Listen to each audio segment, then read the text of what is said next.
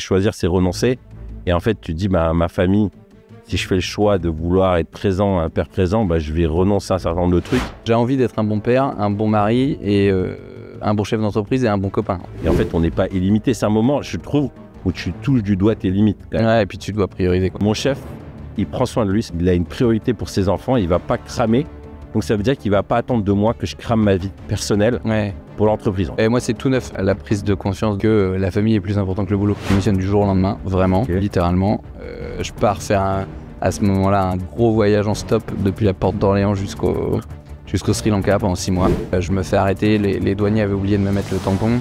Donc j'étais rentré illicitement sur le territoire iranien. Une montagne à droite, une montagne à gauche, 2 énormes drapeaux iraniens. Tout enneigé et des mecs, t'as l'impression que t'as une milice, des énormes barbus et tout. J'ai vraiment flippé. Mériadec est un des premiers à m'avoir écrit lorsque j'ai lancé la chaîne Papa Patron Pèlerin. Il m'a envoyé un WhatsApp en me disant « C'est dingue, j'ai l'impression de me retrouver dans ces discussions. Je viens d'être papa de jumeaux. Il a 3 enfants. » Et on a commencé à échanger et on a trouvé tellement de sujets où on se retrouvait. On a pris un déj ensemble à Bordeaux et la discussion était juste incroyable. J'aurais aimé qu'il y ait des caméras à ce moment-là. On a parlé de notre pèlerinage intérieur, la place de l'entrepreneuriat, le management.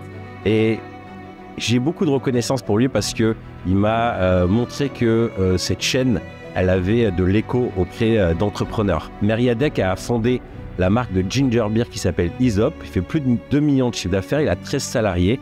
Comme j'ai dit, il est papa de 3 enfants.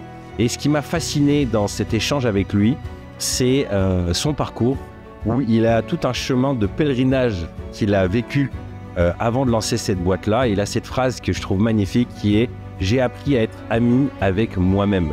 Et je crois que c'est une de ses grandes forces en tant qu'entrepreneur, cette capacité aussi à se retrouver seul avec lui-même. Alors cette interview, on parle de spiritualité, on parle d'entrepreneuriat, on parle de famille, on parle aussi de quête intérieure, apprendre à mieux se connaître. Je crois qu'elle va vraiment vous parler et vous fasciner. Bon visionnage. Mériadec, tu viens d'accueillir des jumeaux. Yes. Un gars et une fille, il y a quoi, 3 mois 2 mois et demi. 2 mois et demi. On compte les semaines. T'es en plein dedans. Ouais. T'as une petite de 2 ans et demi. Et là, les jumeaux qui débarquent, dans quel état t'es? Honnêtement, depuis 3 semaines, mieux. Ok. Bon, je reviens d'une semaine de vacances, donc c'était ultra nécessaire. Mais c'est assez militaire. Ok. Sans mentir, c'est beaucoup d'orgasmes. Pas mal de gens, quand tu leur annonces que tu as des jumeaux, te disent « Oh putain, mon pauvre », c'est la première réaction, tu vois. Ouais, c'est vrai. Donc forcément, au bout d'un moment, tu es en mode « Bon, les gars, c'est cool, mais souhaitez-moi aussi que ça soit joyeux, quoi. » Mais ouais, c'est sportif. C'est vrai que culturellement, quand j'avais les jumeaux, en France, le retour, c'est souvent genre « Oh là là, punaise, oh, moi, c'est vraiment ma hantise et tout ». Mais quand tu as des cultures, par exemple, les Africains, ils disent « Oh, t'as de la chance, c'est la bénédiction et tout ». C'est marrant, comme en fonction de où tu es, en fait, le regard, il est différent. Mais quand tu dis militaire, ça veut dire quoi? C'est-à-dire que d'un coup, vous êtes passé en mode planning, toi, de telle heure à telle heure, tu gères et tout ou... On essaye de pas être là-dedans parce que du coup, sinon, ça devient vraiment juste chiant. Ouais. Mais ouais, on est très organisé, quoi. Sachant que elle va pas être contente, mais elle est pas over-organisée forcément, ma femme. En tout cas, à la maison. Au boulot, oui, mais pas forcément à la maison. Et du coup, ça nous impose de l'aide, quoi. Ah ouais. Ouais, c'est vrai que d'un coup, c'est quoi? C'est l'organisation est surtout au niveau de quoi? De la garde, au niveau de la nourriture, des couches. Ouais, c'est ça. C'est juste, t'as la tête dans les couches, les bibs non-stop, quoi. Ouais. Au début, t'as 8 bibs. Et tu peux pas te réveiller, tu peux pas te relayer la nuit, quoi. Les deux se réveillent, tu vois. Ouais. Et donc tu cales l'un sur l'autre, en fait. Celui qui a pas faim, il bouffe quand même, quoi, tu vois. Ouais, c'est vrai. Moi, la chance que j'ai eue, c'est qu'au début, ma femme, elle allaitait. Et du coup, moi, j'étais tranquille, tu vois, elle me laissait dormir. Après, dès que les petits sont passés au biberon, là, j'ai pris le relais. Et j'avoue, je me souviens de scènes où il est 2h du matin, t'es dans ton sommeil profond, t'essayes de faire les biberons, t'en fous partout. Donc, je suis vraiment en plein dedans. T'es en plein dedans. Ouais. C'est vrai que pour un certain nombre de personnes, le fait, surtout pour des entrepreneurs qui ont des vies intenses, ou parfois même le conjoint travaille ou a sa propre entreprise, le fait d'accueillir un enfant, tu te dis ça va tout faire péter, est-ce que je vais y arriver? Toi, quel est l'impact que ça a sur ton travail, sur tes responsabilités d'entrepreneur? Est-ce que tu as dit à ton équipe, bon les gars, pendant 6 mois, j'existe plus, ou au contraire, tu as dit là, il faut que je mette les bouchées doubles? C'était quoi ton mindset? En gros, ma femme, déjà, la façon dont je l'apprends, c'est ma femme m'appelle 5 fois dans l'après-midi et j'étais en réunion et en fait, elle comprenait pas pourquoi je lui répondais pas, tu vois. Et donc là, je me dis, elle m'appelle jamais 5 fois. Et j'avais oublié qu'il y avait l'écho, tu vois. Elle m'avait dit, c'est l'écho de datation, on cherche pas. Et elle m'a dit, t'es prêt à en avoir 2? Et là, genre, j'ai bugué, je me suis dit, oh la vache, le truc de dingue qui arrive, quoi. Pendant un quart d'heure, t'es en mode, oh, logistique de fou. Et puis après, tu te réjouis. Tu vois. Donc j'ai vraiment eu, oh, c'est dingue, un peu de flip, parce que c'est vrai que c'est une sacrée logistique.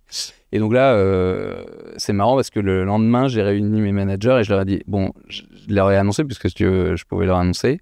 Et je leur ai dit, les gars, je vais prendre une marée et donc il va falloir que vous soyez au niveau, sachant que j'apprends ça en septembre et Inès en fin mars. Et donc en fait, ça nous laisse le temps de venir. Donc vraiment, je leur ai dit, les gars, je vais avoir besoin de vous.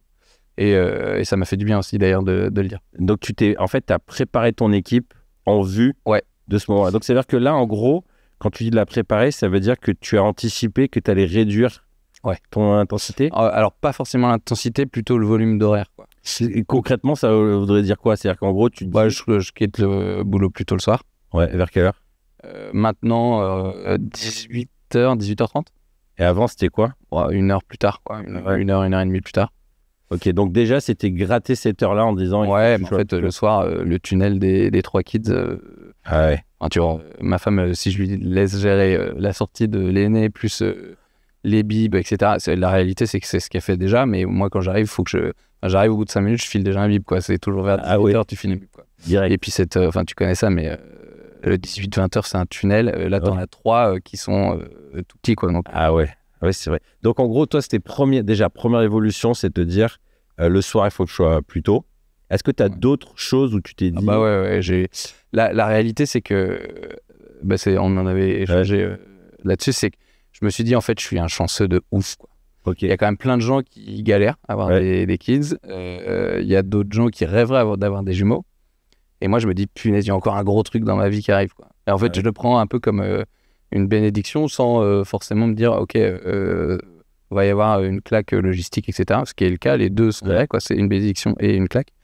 Et en fait, je me suis dit, ça va être une bonne occasion de me décentrer du boulot. Ah oui. Et en fait, je pense que les trucs n'arrivent pas par hasard dans une vie. Et je crois que c'est un peu un message de, vas-y mec, il y a le boulot, c'est cool, mais t'as une famille et tiens, je te demande de t'en occuper encore plus, tu vois. Oui, c'est vrai. Moi, quand les jumeaux sont arrivés, c'était un moment de l'entreprise où c'était entre les deux. C'est-à-dire qu'à la fois, on était déjà une dizaine de salariés, on n'était pas du tout solide, mais ça allait encore. Mais moi, le premier truc, c'était partir plus tôt. Et moi, j'avais l'habitude de rester avec les équipes. Tu sais, c'est fin de journée, c'est le moment où tu vas boire un apéro et tu fais du team building à fond. Bien sûr. Moi, j'ai toujours eu, en tout cas dans les premières années, un type de management très... J'embarque, j'essaie de motiver tout le monde. Et pour moi, ça a été un gros défi, ça, d'un coup, de dire, eux, ils restent, ils vont se voir. Et moi, je suis plus là. Et j'ai eu un gros FOMO. Ça a été vraiment une dimension de je vais renoncer à quelque chose. En fait, je suis en train de renoncer à un truc que je kiffais bien. C'est le côté vraiment j'embarque. Là, je peux plus. Pendant un temps, c'était compliqué. Après, la dimension aussi sur les week-ends, pour moi, j'étais vraiment souvent quelqu'un à inviter des gens à la maison, à aller voir, faire beaucoup de choses les week-ends, très actif, très aussi engagé dans l'église où j'étais. Et en fait, là, j'ai tout coupé, quoi. C'est comme si d'un coup, mentalement, le fait d'être père et le fait d'en avoir 2, d'un coup, tu le disais, là, quand on a préparé dans les questions-réponses, tu le disais, d'un coup, je prends conscience que là, c'est une vraie famille. Ouais, c'est ça. Et là, moi, les 2, ça a été vraiment ça. Et j'aime bien ce que tu dis, parce que je l'ai vécu comme ça, j'avais oublié. C'est cette dimension de putain, là, c'est sérieux. Ouais, exactement. Alors que je pense que, je me serais dit, oui, bon, c'est le gamin de ma femme, même si c'est pas ça, mais voilà, elle va gérer le truc. Moi, je continue. Alors que là, d'un coup, elle peut plus. Elle a besoin de moi. Ouais, bien sûr. Et c'est vrai que c'est cette tension de dire putain, la boîte a besoin de moi. Moi, j'avais pas du tout de compétences en management, que dalle et tout, donc j'ai rien préparé du tout. Ça s'est fait un peu comme ça. Moi, j'ai eu la chance d'avoir un associé qui a beaucoup pris à ce moment-là. Mais c'est vrai que cette préparation. Et moi, l'autre truc sur lequel, mais ça, c'est pas sur les premiers, c'est sur le 3 et 4, parce que j'ai eu le temps de voir venir, c'était la préparation physique. Pourtant, je suis pas du tout un sportif. Mais 6 mois avant, je me suis mis à prendre un coach sportif, à me mettre la misère parce que je me suis dit, il faut que je sois en forme physique. Tu sais, j'essaie de gagner un max d'énergie avant parce que je sais qu'après, je vais plus y arriver, je vais être KO et tout. Et comment tu vis cette dimension fatigue? Est-ce que toi, c'est un truc mais là, tu pourrais me lancer des plombes. Je suis casse-couille avec tout mon entourage pour mon sommeil, mais de base déjà. Ah ouais? On est dans ma famille, mes frangins, mes parents, on est des énormes dormeurs. Ça peut paraître bizarre, mais on est tous des énormes dormeurs. Et même dans mes groupes de potes, on se fout de ma gueule tellement que je dois me coucher tôt, tu vois. Mais genre, je suis plutôt un couche-tôt, lève-tôt, moi, à la limite, tu vois. Quand j'étais célib à Paris, 2-3 fois par semaine, je me couchais à 21h. Ok. Et maintenant là, on est plutôt sur des 23-30, tu vois. Non, 23 heures. Un gros dormeur, c'est quoi? Il te faut 8 heures, 10 heures de sommeil? Ouais, 9 heures, quoi. Ouais, 9 heures. Ouais. Et donc, t'as pas lâché ça? Et donc, si, là, t'as pas le choix. Mais du coup, ouais, si, la fatigue, en fait, mais dans ces moments-là, faut pas trop y réfléchir, quoi. Ouais. Tu te dis, bon, en fait, je vis ça comme 1000 mecs ont vécu ça avant moi, je vais pas moins m'en sortir. Il y a un peu de... Bon, tu serres les dents, quoi. Ouais. Tu connais ça dans l'entrepreneuriat, là, tu peux faire le pont entre c'est ça. serrer les dents. Et en même temps, c'est aussi un moment où tu es obligé. Moi, cette phrase-là, depuis que j'ai lancé le podcast, elle revient souvent, c'est choisir, c'est renoncer. Et en fait, tu dis, ma famille, si je fais le choix de vouloir être présent, un père présent, je vais renoncer à un certain nombre de trucs. Et en fait, on n'est pas illimité. C'est un moment, je trouve, où tu touches du doigt tes limites. Ouais, et puis tu dois prioriser, quoi. Et tu vois, typiquement, souvent, je disais à ma femme, ces derniers temps, je disais, j'ai envie d'être un bon père, un bon mari, et un bon chef d'entreprise et un bon copain. En gros, c'est une vie sociale. Ouais, voilà. Et je lui disais, parce que moi, je me ressource seul. Elle se ressource avec les gens. Okay. Et je lui disais souvent, moi, je veux bien être un bon mari, un bon père, et j'ai besoin d'être un bon chef d'entreprise. Du coup, cette année, on va peut-être pas être des bons copains. Ah ouais. Et en fait, ça, elle buguait. Et là, en fait, ça s'impose à nous. C'est-à-dire qu'en fait, t'es invité à des apéros, etc. T'y vas pas parce que tu sais que t'en prends un, tu te dégommes ton sommeil et pour une semaine, quoi. C'est vrai que cette dimension, pendant des années, c'était un reproche un peu que je faisais. Parce que ma femme, elle, on a 2 éducations complètement différentes. Moi, j'ai vécu avec des parents, même si on était toujours entourés, mais qui ont très préservé leur vie personnelle. Donc, on partait pas forcément en vacances avec des gens. Et eux, ils n'avaient pas forcément d'amis. Il y avait le travail, des bonnes relations, mais peu à l'inverse. Puis, on a beaucoup bougé. À l'inverse, ma femme, elle a grandi tout le temps dans le même village. Tout le monde qui venait, c'était genre une auberge espagnole, tu vois, chez elle. Les gens, ils débarquent. T'as un mec pour l'apéro, tu sais pas, c'est le voisin et tout. Et donc, moi, j'ai manqué ça. Tu vois, j'ai vraiment eu ce besoin de dire, je veux que ma maison, il y ait tout le temps du monde et tout. Et par la force des choses, on n'a pas eu le choix. Alors moi, au début, j'étais en mode, ouais, mais t'inquiète, je vais inviter des gens à la maison, puis on sera avec les enfants. Puis elle, en fait, disait, ça me fatigue. Ça me fatigue.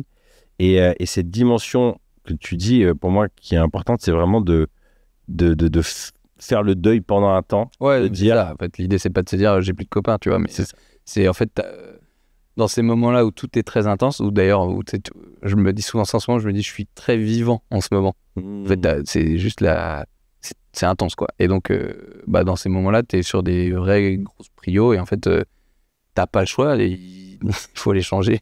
Il faut qu'ils bouffent, et toi, il faut que tu dormes, quoi. Donc, puis, ce que je trouve aussi hyper intéressant en tant que patron, dans l'exemple qu'on veut donner en termes de culture d'entreprise, la manière dont on va gérer l'arrivée des enfants aussi, ça en dit beaucoup sur qu'est-ce qui est important pour nous, l'image. Et il y a une histoire qui m'avait beaucoup inspiré, moi, dans les premières années, c'est un pasteur, conférencier américain qui s'appelle Andy Stanley.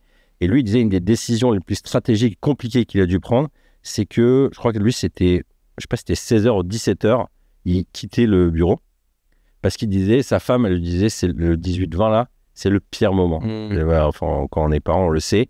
C'est fin de journée, les enfants, ils sont comme ça, et ça, elle écrit, il faut faire manger, tout ça. Et donc, lui, il avait décidé de dire, je commence plus tôt le matin. Ouais, je comprends très bien. Donc, en gros, il commençait hyper tôt le matin. Si quelqu'un voulait le voir, ça se passait tôt. Mais par contre, il quittait assez tôt. Et il disait, ça a été hyper compliqué au début parce que tout le monde se disait, putain, mais il se barre à 16h, quoi. C'est le moment où il y a tout le monde. C'est le patron et il se la... Et ouais, et il se la coule douce, tu vois. Et il y avait tout le monde qui avait cette image-là. Et il disait, ça a été une décision de leadership hyper compliquée, mais qu'au fil des ans, en gros, ça a envoyé un super message de dire, en fait, en gros, mon chef, il prend soin de lui. Ça ne veut pas dire qu'il arrête de travailler parce qu'il a redécalé, Mais en gros, il a une priorité pour ses enfants. Il ne va pas cramer. Donc, ça veut dire qu'il ne va pas attendre de moi que je crame ma vie personnelle pour l'entreprise. En tout cas, s'il est un peu sain d'esprit. Et je trouve que c'est une tension. Je ne sais pas comment toi tu la vis, mais moi, ça a été souvent une grande tension entre j'ai envie d'être un exemple pour mes équipes, mais en même temps, mes enfants sont plus importants que mes salariés. Ouais, alors il y a 2 trucs. C'est que généralement, quand on se met à son compte, c'est qu'on va être libre. Donc, on va être libre de ses horaires, on va être sur le papier, tu vois. Et potentiellement, tu dois montrer l'exemple. Enfin, tu veux montrer l'exemple en étant un manager. Le leader, il montre l'exemple, quoi. Donc, ouais, je vois très bien la tension entre les deux. Moi, j'essaie de plus en plus de me dire, en fait, je fais des efforts qu'ils ne voient pas, mais je parle de mes employés, tu vois. Et en fait, même si tu leur dois l'exemple, sur le papier, t'as monté ta boîte pour pas avoir à rendre des comptes. Même si tu rends des comptes à tes clients, tes fournisseurs et tes employés, moi, j'essaie de me sentir assez libre vis-à-vis d'eux. Alors, c'est facile à dire, hein, mais je dis pas que c'est facile à vivre, mais je me force à ça. Je me dis, en fait... Et puis, là où je suis d'accord avec toi, c'est... finalement, je vais pas demander plus à... En l'occurrence, j'ai une collègue qui m'a annoncé une future naissance... Enfin, en l'occurrence, c'était l'année dernière. Bref, j'étais trop heureux pour elle, tu vois. Et elle m'a dit d'ailleurs, merci d'avoir réagi comme ça, tu vois. Mais parce qu'en fait, au fond de moi, je suis vraiment... Donc, je comprends très bien qu'elle est allée chercher sa petite fille plus tôt. Enfin, ok. Et puis, en revanche, elle cravache dans les horaires de boulot comme avant, quoi, tu vois. Donc, moi, cette dimension-là de comprendre, d'intégrer émotionnellement, c'était pas évident que mes enfants, eux, ils seront là jusqu'au bout. Mes employés, eux, ils sont de passage parce que à un moment, il y aura d'autres aventures. S'ils restent longtemps, tant mieux. Et moi, j'ai mis du temps à comprendre ça intérieurement, émotionnellement surtout. Et moi, ce qui m'a aidé, c'était une histoire un peu trash d'un ami qui avait une agence comme moi. Et je lui parlais de tout ce que je voulais faire pour l'entreprise et puis l'engagement que j'avais vis-à-vis des équipes. Et je me rappelle, il m'avait un peu cassé le moral en disant, tu sais, moi, j'ai monté ma boîte. Il y avait une belle boîte, ça s'appelait We Marketing au Québec. Et il me dit, le jour où j'ai vendu, j'ai annoncé ça. Tout le monde a fait « Ah, d'accord ». Et je me suis barré comme un voleur, quoi. C'est-à-dire qu'en gros, il n'y a pas eu de merci. Il disait, et moi, ça faisait 10 ans de ma vie que je ne dormais pas. Les week-ends en vacances, je pensais à rentrer du pognon parce qu'ils ont tous des crédits, des voitures et tout ça. J'en ai pas dormi. Je me suis ruiné la santé de stress parce que j'avais charge. Et au moment où je leur annonce que, OK, moi, j'étais fatigué, je passe à autre chose et tout ça, c'est en mode, ah. Ouais, limite un peu d'ingratitude. Ouais, mais je sais même pas si c'est de la gratitude, puisqu'en fait, j'en sais rien. Moi, je sais que ça a été un défi quand j'ai quitté Progressif. J'ai eu cette sensation-là, de me dire, putain, mais il y en a plein, j'ai fait leur carrière, je leur ai donné leur premier job, je leur ai donné l'opportunité de leur vie, leur apprendre un métier. Grâce à l'image de la boîte, ils ont trouvé du travail à côté. Et voilà, quoi. Et moi, c'est tout neuf, la prise de conscience de... Enfin, mais c'est un peu triste, mais que la famille est plus importante que le boulot. Tu vois, mais si je suis honnête, tu vois, c'est cette compréhension-là, en tout cas, quand on est un entrepreneur qui est très relationnel, en gros, en fait, on s'épanouit énormément dans la relation. Et j'aimais bien Hugo, lui, il disait, ce qui est un peu un tabou, et au fil des discussions, je me rends compte que c'est un peu un tabou qu'on n'ose pas. C'est qu'en gros, parfois, on a plus de kiff dans l'entreprise qu'à être à la maison. Ouais, mais en même temps, c'est pas l'image qu'on a envie d'avoir de nous-mêmes. On a envie d'avoir une image de nous-mêmes, on est un père aimant et tout ça. Et c'était assez intéressant. Clément, que j'ai eu, il m'a parlé beaucoup des valeurs. Il m'a recommandé un bouquin sur les valeurs profondes, ça s'appelle Value Factory. Et c'était assez dingue parce qu'on t'as plein d'exercices à l'intérieur, des questions hyper pratiques sur quels sont les objets que tu as toujours autour de toi, comment est organisée ta maison, quel est le truc où même quand tu es fatigué, tu ressens un coup de téléphone, tu vas le faire et ça va t'énergiser. Donc plein de questions très du quotidien pour en ressortir vraiment. Et en faisant ce truc-là, je me suis rendu compte que putain, mais le business, j'adore ça. Ouais. Parler de business, rencontrer des personnes, faire ce qu'on est en train de faire là, ça, genre, je serais mort en train avec une fièvre. On me dit, il y a Mériadec, vas-y, on fait le podcast, je débarque, tu vois. Et alors que, putain, je le ferais pour la famille ou quoi, mais putain, l'énergie. Et en fait, j'en suis ressorti ça un peu triste au début, en me disant, mais waouh, en fait, je Je suis pas la personne que j'imagine être. Mais j'ai l'impression que le fait de s'aligner avec ça, déjà, ça aide à organiser sa vie. Tu vois, de plus en plus, je suis en train d'essayer de comprendre que, en fait, ce qui me passionne dans ma relation avec les enfants, c'est plutôt quand ils seront grands et que je vais pouvoir parler business avec eux. Ah ouais. C'est marrant. En fait, c'est comme si je me suis dit, en fait, le maintenant, jouer au Lego, bon, j'ai trouvé des trucs d'activité où j'aime bien être avec eux, mais le maintenant, il me passionne moyen. Mais en réalité, tous les efforts que je fais, Bien sûr. je le fais pour plus tard. Ouais. Et donc, en gros, ça m'a quand même apaisé. Je me dis, ok, bon, je suis pas si un connard que ça, tu vois. Mais en même temps, à côté de ça, je prends conscience que ce qui m'épanouit le plus, là où il y a le plus de sources de joie, c'est quand même dans la famille. Ouais. Et que à la fin, les entreprises, quand tu parles avec des anciens qui ont bâti des grands trucs, à la fin, ils sont contents d'avoir les petits-enfants qui viennent à la maison. Ouais. Ils sont pas contents de se dire j'ai fait un mail ou telle opération, ce qui vraiment les nourrit. Donc, en gros, c'est aussi stratégique d'investir dans la famille et de se dire les gens, ils passent, les projets, ils passent, les salariés, ils passent. Par contre, eux, ils passeront pas. Ouais. Et puis, je pense que tu vois, tout à l'heure, on parlait de transmission, quoi. Et en fait, tu as tellement... Enfin, t'es pas tenu de transmettre... Enfin, tous tes salariés, à 1000 mecs autour de toi, mais en revanche, tu as la charge de petits-enfants. Là, tu es tenu de leur transmettre tes valeurs, ou même, moi, ce que j'essaye pas de m'imposer, mais ce que je vois un peu en fil rouge, c'est... moi, ce que je souhaite pour mes enfants, c'est des êtres libres et en recherche de vérité, quoi. Tu vois, recherche de vérité. Ouais, qu'ils aient tout le temps en tête de vouloir chercher ce qui est vrai, quoi. Ouais, c'est intéressant. Toi, c'est une quête que tu as ? Ouais. Et alors, du coup, ça se matérialise comment ? C'est déjà avoir un esprit libre, quoi, avoir un esprit critique, avoir de la curiosité. On en a parlé aussi, mais moi, je suis catholique et donc je crois à une transcendance, quoi. Je crois au fait qu'il y ait quelqu'un en haut. Et la quête de la liberté, c'est déjà de la liberté de conscience, la liberté d'action, de pensée, quoi. Ouais. Et la vérité, c'est si tu crois qu'il y a une vérité qui est le bien, par exemple, c'est de toujours tendre vers le bien. Ok. Donc, en fait, quand tu dis... Parce que c'est vrai que derrière ces mots, liberté, vérité, c'est des grands concepts qui ne sont pas faciles à appréhender. Ouais. Moi, j'ai beaucoup de mal avec cette dimension de vérité, parce que j'ai l'impression que tout le monde a sa propre vérité. Et est-ce qu'il existe des vérités au-dessus de tout ? Alors qu'on est croyant, on a envie de dire oui. Ouais. Mais en même temps, je trouve ça compliqué. Et c'est pour ça que ça m'intéresse si toi, c'est une valeur importante que tu veux transmettre. Donne-moi un exemple où tu as fait une recherche de vérité, je sais pas, au travail ou dans une situation, une relation, tu dis là, il n'y a pas de vérité et je vais creuser, je ne vais pas lâcher. Ok, alors c'est dans un truc humain, si effectivement il n'y a pas une vérité exacte, tangible, etc., moi je peux ramener ça à de la justice. Ok. Qu'est-ce que je fais qui est juste ? Et donc il y a des choses qui sont profondément bonnes et des choses qui sont profondément mauvaises, quoi.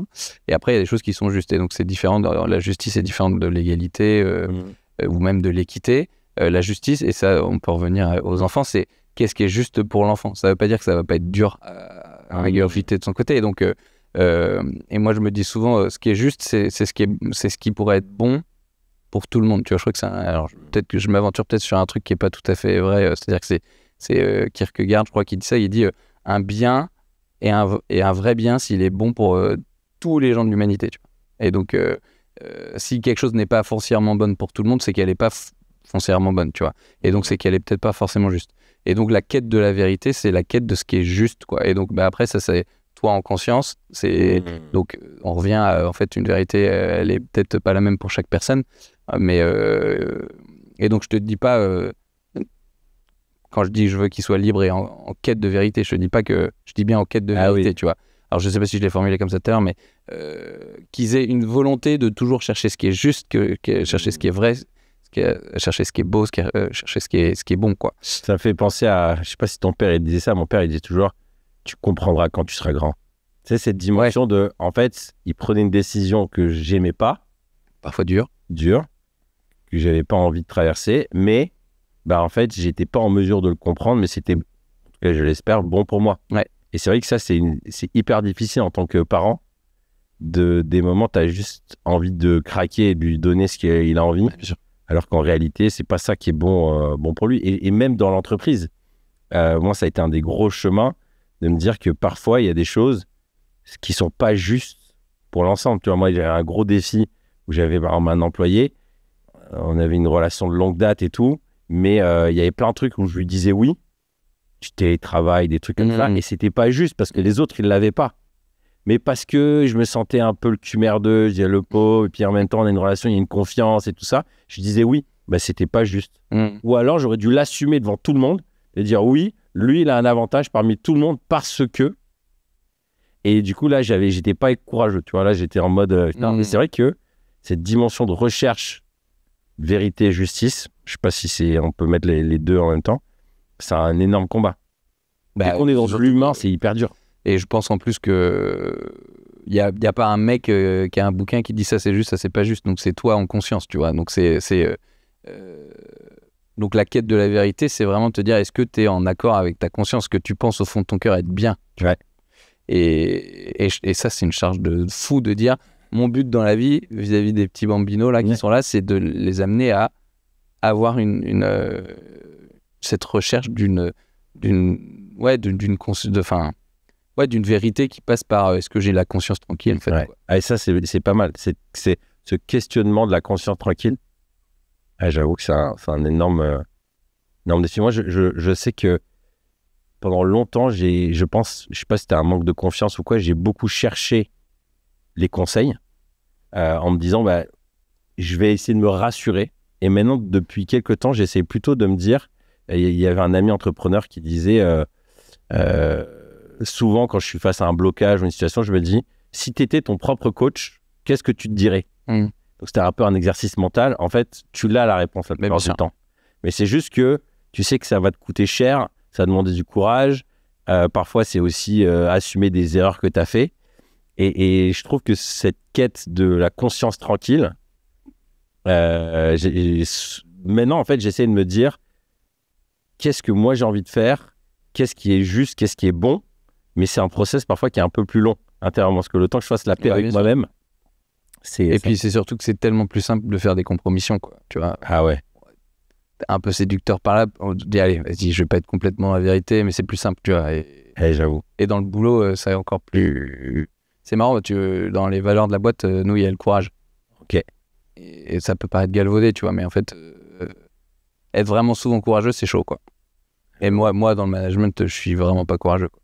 Tu sais, regarder les yeux dans les yeux et dire à un gars, c'est marrant parce que Julien, qui est venu aussi dans l'armée, on s'est regardé dans les yeux et dire t'as fait de la merde, tu vois. Ouais. Moi, j'ai un de mes gars qui est dans la boîte qui a été dans l'armée et qui il est hyper bon manager parce qu'il est tout à fait capable de dire que c'est bien, tu vois. Et il est capable de dire que c'est de la merde, mais évidemment pas du tout méchamment, mais très factuellement. Et il va jamais empouler le sujet, il va jamais machin. Moi, je peux bitcher sur quelqu'un en réunion et juste après, je lui dis je vais me le faire et je vais lui dire les trucs. Et puis juste après, oui, t'aurais peut-être dû faire comme ça. Et c'est hyper dur, hein. C'est hyper dur. Et là, c'est pas juste.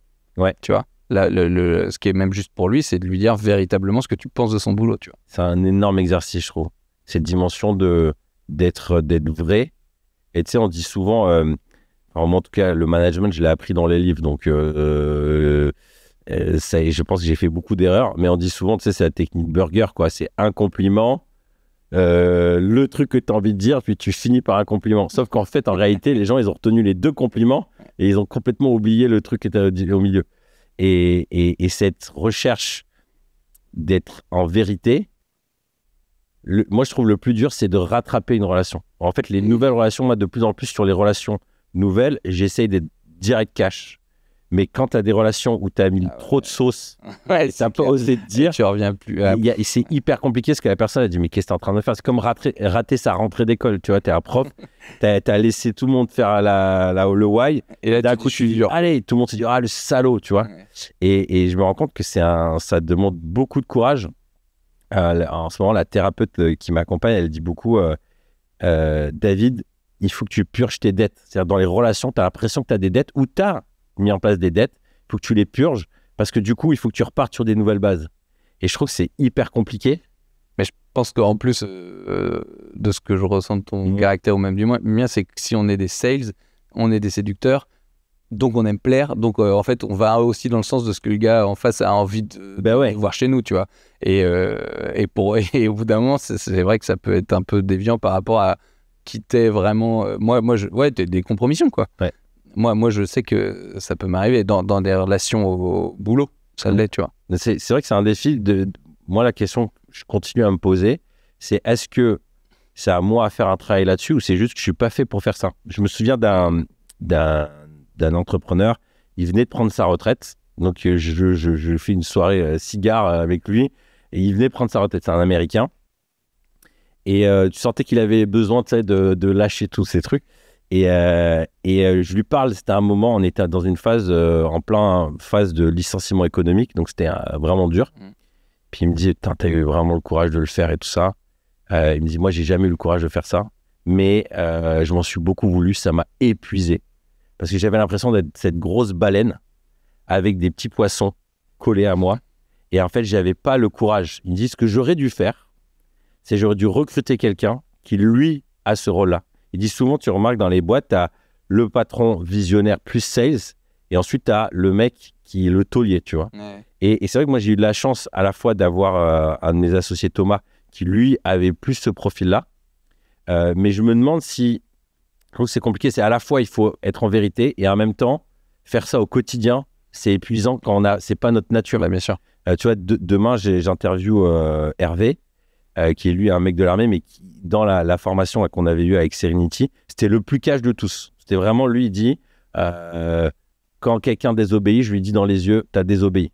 Tu vois, genre, t'imagines, t'as dans l'entreprise quelqu'un que tu lui dis non, il faut pas vendre, tu fais pas de réduction 30%, je t'ai dit ça en fait pas, il le fait. Dans le bureau et tu lui dis, mais t'as désobéi. Bon voilà, c'était un peu frontal, mais je me dis, un mec comme ça, si je l'ai à côté de moi, c'est parfait. Parce que c'est lui qui va faire le travail. Par contre, il faut juste que je reste bien en dehors. C'est-à-dire que si je commence à mettre de la fake, voilà. Ouais. Mais c'est vrai que c'est un putain de... Mais en même temps, je pense que c'est hyper libérateur. Ah bah oui, je te dis, c'est marrant parce que tu parlais de purger, mais ça veut dire que tu as une charge mentale sur ces trucs comme ça où tu dis, est-ce que en fait, quand je suis avec lui, je joue pas un peu un rôle, j'essaie de... Enfin, oui, je pense que c'est très libérateur. Et puis, je pense que, pour l'avoir vécu à plusieurs reprises, c'est que quand ça sent pas vrai, parce que justement, tu as été un peu dans la séduction, même si ça arrange la personne, en réalité, elle sent bien qu'il y a un truc décalé. Ouais. Et tu vois, dernièrement, j'ai dû gérer un truc comme ça, où j'ai dû réaligner un poste parce que je pense que j'osais pas dire les choses et ça allait pas. Et là, j'ai pris mon courage à deux mains. J'ai dit, bon, voilà, avec beaucoup de gentillesse, mais là-dessus, ça va pas, là-dessus, ça va pas. Et le fait d'avoir fait un travail, ça m'a pris du temps. Je me rends compte que ça prend du temps d'être juste et dans la vérité. Donc, j'ai mis tous les points, les sujets qui étaient importants. J'ai noté. C'était compliqué. Et à un moment, je dis, bon, en fait, en réalité, tu as ce titre, mais en réalité, c'est pas ce titre-là, ton métier. Et en fait, la personne, à la fin, j'étais un peu... Franchement, c'était pas évident. Elle a dit, c'est pas évident à entendre, mais tu as raison. Et ça va me faire grandir. Ouais, et en même temps, c'est un super... intelligent, quoi. Exactement. Et je trouve que c'est un super exercice aussi de cœur pour que la personne, en fait, est-ce qu'elle est prête à entendre une forme de vérité, en tout cas ta vérité. Et ça, c'est quelque chose que j'ai appris dans les dernières années. C'était dans un roman que j'avais lu ça, un roman de Chevalier. C'est cette phrase qui dit la vérité émerge que dans l'inconfort. Et moi, je crois que quand on est des sales, on n'aime pas mettre dans l'inconfort. On veut mettre bien, enfin, on sait faire ça. Mais qu'en réalité, si on veut être juste et en vérité, il faut accepter l'inconfort. Et c'est hyper libérateur. Ça enlève... c'est marrant que tu dis ça parce que j'ai souvenir dans la boîte dans laquelle j'étais avant, on disait, par rapport aux sales, on arrête de faire de la vente sale. Tu sais, c'est le truc. Ça commence comme ça.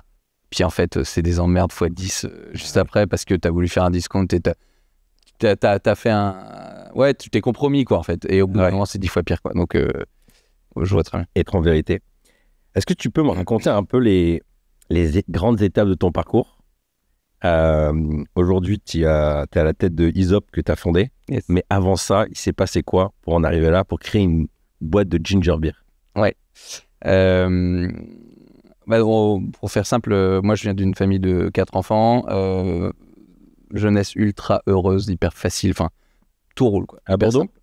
Non, pas du tout. Vallée de la Loire à Blois, un peu paumé, mais trop cool, super enfance, on va dire ça comme ça. Papa entrepreneur aussi ou pas? Pas du tout. Papa dans la banque. Ok. Qui s'est fait tout seul. Mon grand-père était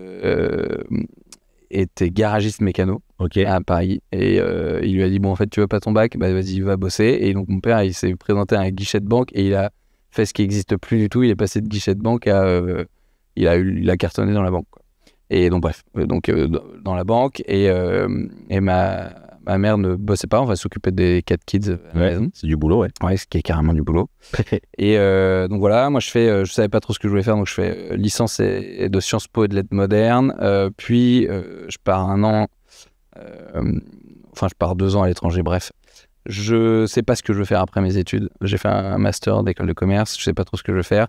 Je suis parachuté dans un cabinet de conseil où je suis malheureux comme jamais, mais vraiment genre malheureux quoi. Pourquoi? Incapacité d'accepter la hiérarchie de gens que je trouve naze. Premier truc. En fait, rapporter un mec que je trouve 3 fois moins... Alors, gros égo, hein, mais 3 fois moins bon que moi, ça me faisait chier. Et en fait, zéro liberté d'initiative, quoi. Et donc, ce côté liberté, voilà. Donc, voilà, ça, je démissionne du jour au lendemain, vraiment, littéralement. Je pars faire, à ce moment-là, un gros voyage en stop depuis la porte d'Orléans jusqu'au Sri Lanka pendant 6 mois. Ok. Donc ouais, besoin d'aventure, etc. Entre-temps, j'ai eu des soucis de santé assez vénères. Et au retour de cette expérience, je monte un premier business avec des copains. Ouais. Alors, je vends des informations sur le cours des matières premières. Donc un SaaS, un truc hyper assez technique. Et en gros, mes clients sont les directeurs achats et financiers des gros groupes industriels français. Et même anglais, etc. On revend cette boîte-là. Ouais. Qui a été revendu depuis x29 de ce qu'on avait revendu. Oh putain. Voilà, bref, je monte Aesop après avoir fait une pige pendant 2 ans dans une food tech qui a explosé. Boîte bordelaise et parisienne. Et voilà, et moi en fait, je voulais être à mon compte, avoir un produit physique dans les mains. Et je suis assez épicurien, alors ça veut tout et rien dire, mais je voulais un produit autour de la food ou de la boisson. Et à ce moment-là, je me rends compte qu'il y a un secteur qui explose, c'est celui des cocktails. Et en fait, les gros cocktails du moment à l'époque sont le gin tonic et le Moscow Mule. Et en fait, il y a un énormissime acteur qui s'appelle Schweppes qui verrouille absolument tout. Et donc, moi, j'ai décidé de faire ce qu'on appelle des premium mixers. Donc, c'est des boissons sans alcool qui rentrent dans la composition des cocktails. Donc, du tonic, de la ginger beer. Et on lance pas mal d'autres trucs. Donc voilà. Et moi, ma clientèle, c'est les bars, les restos, les caves. Du B2B aussi. Exactement. Ouais. Mais alors, du coup, dans ton parcours, parce qu'il y a des passages intéressants, tu fais 6 mois en stop.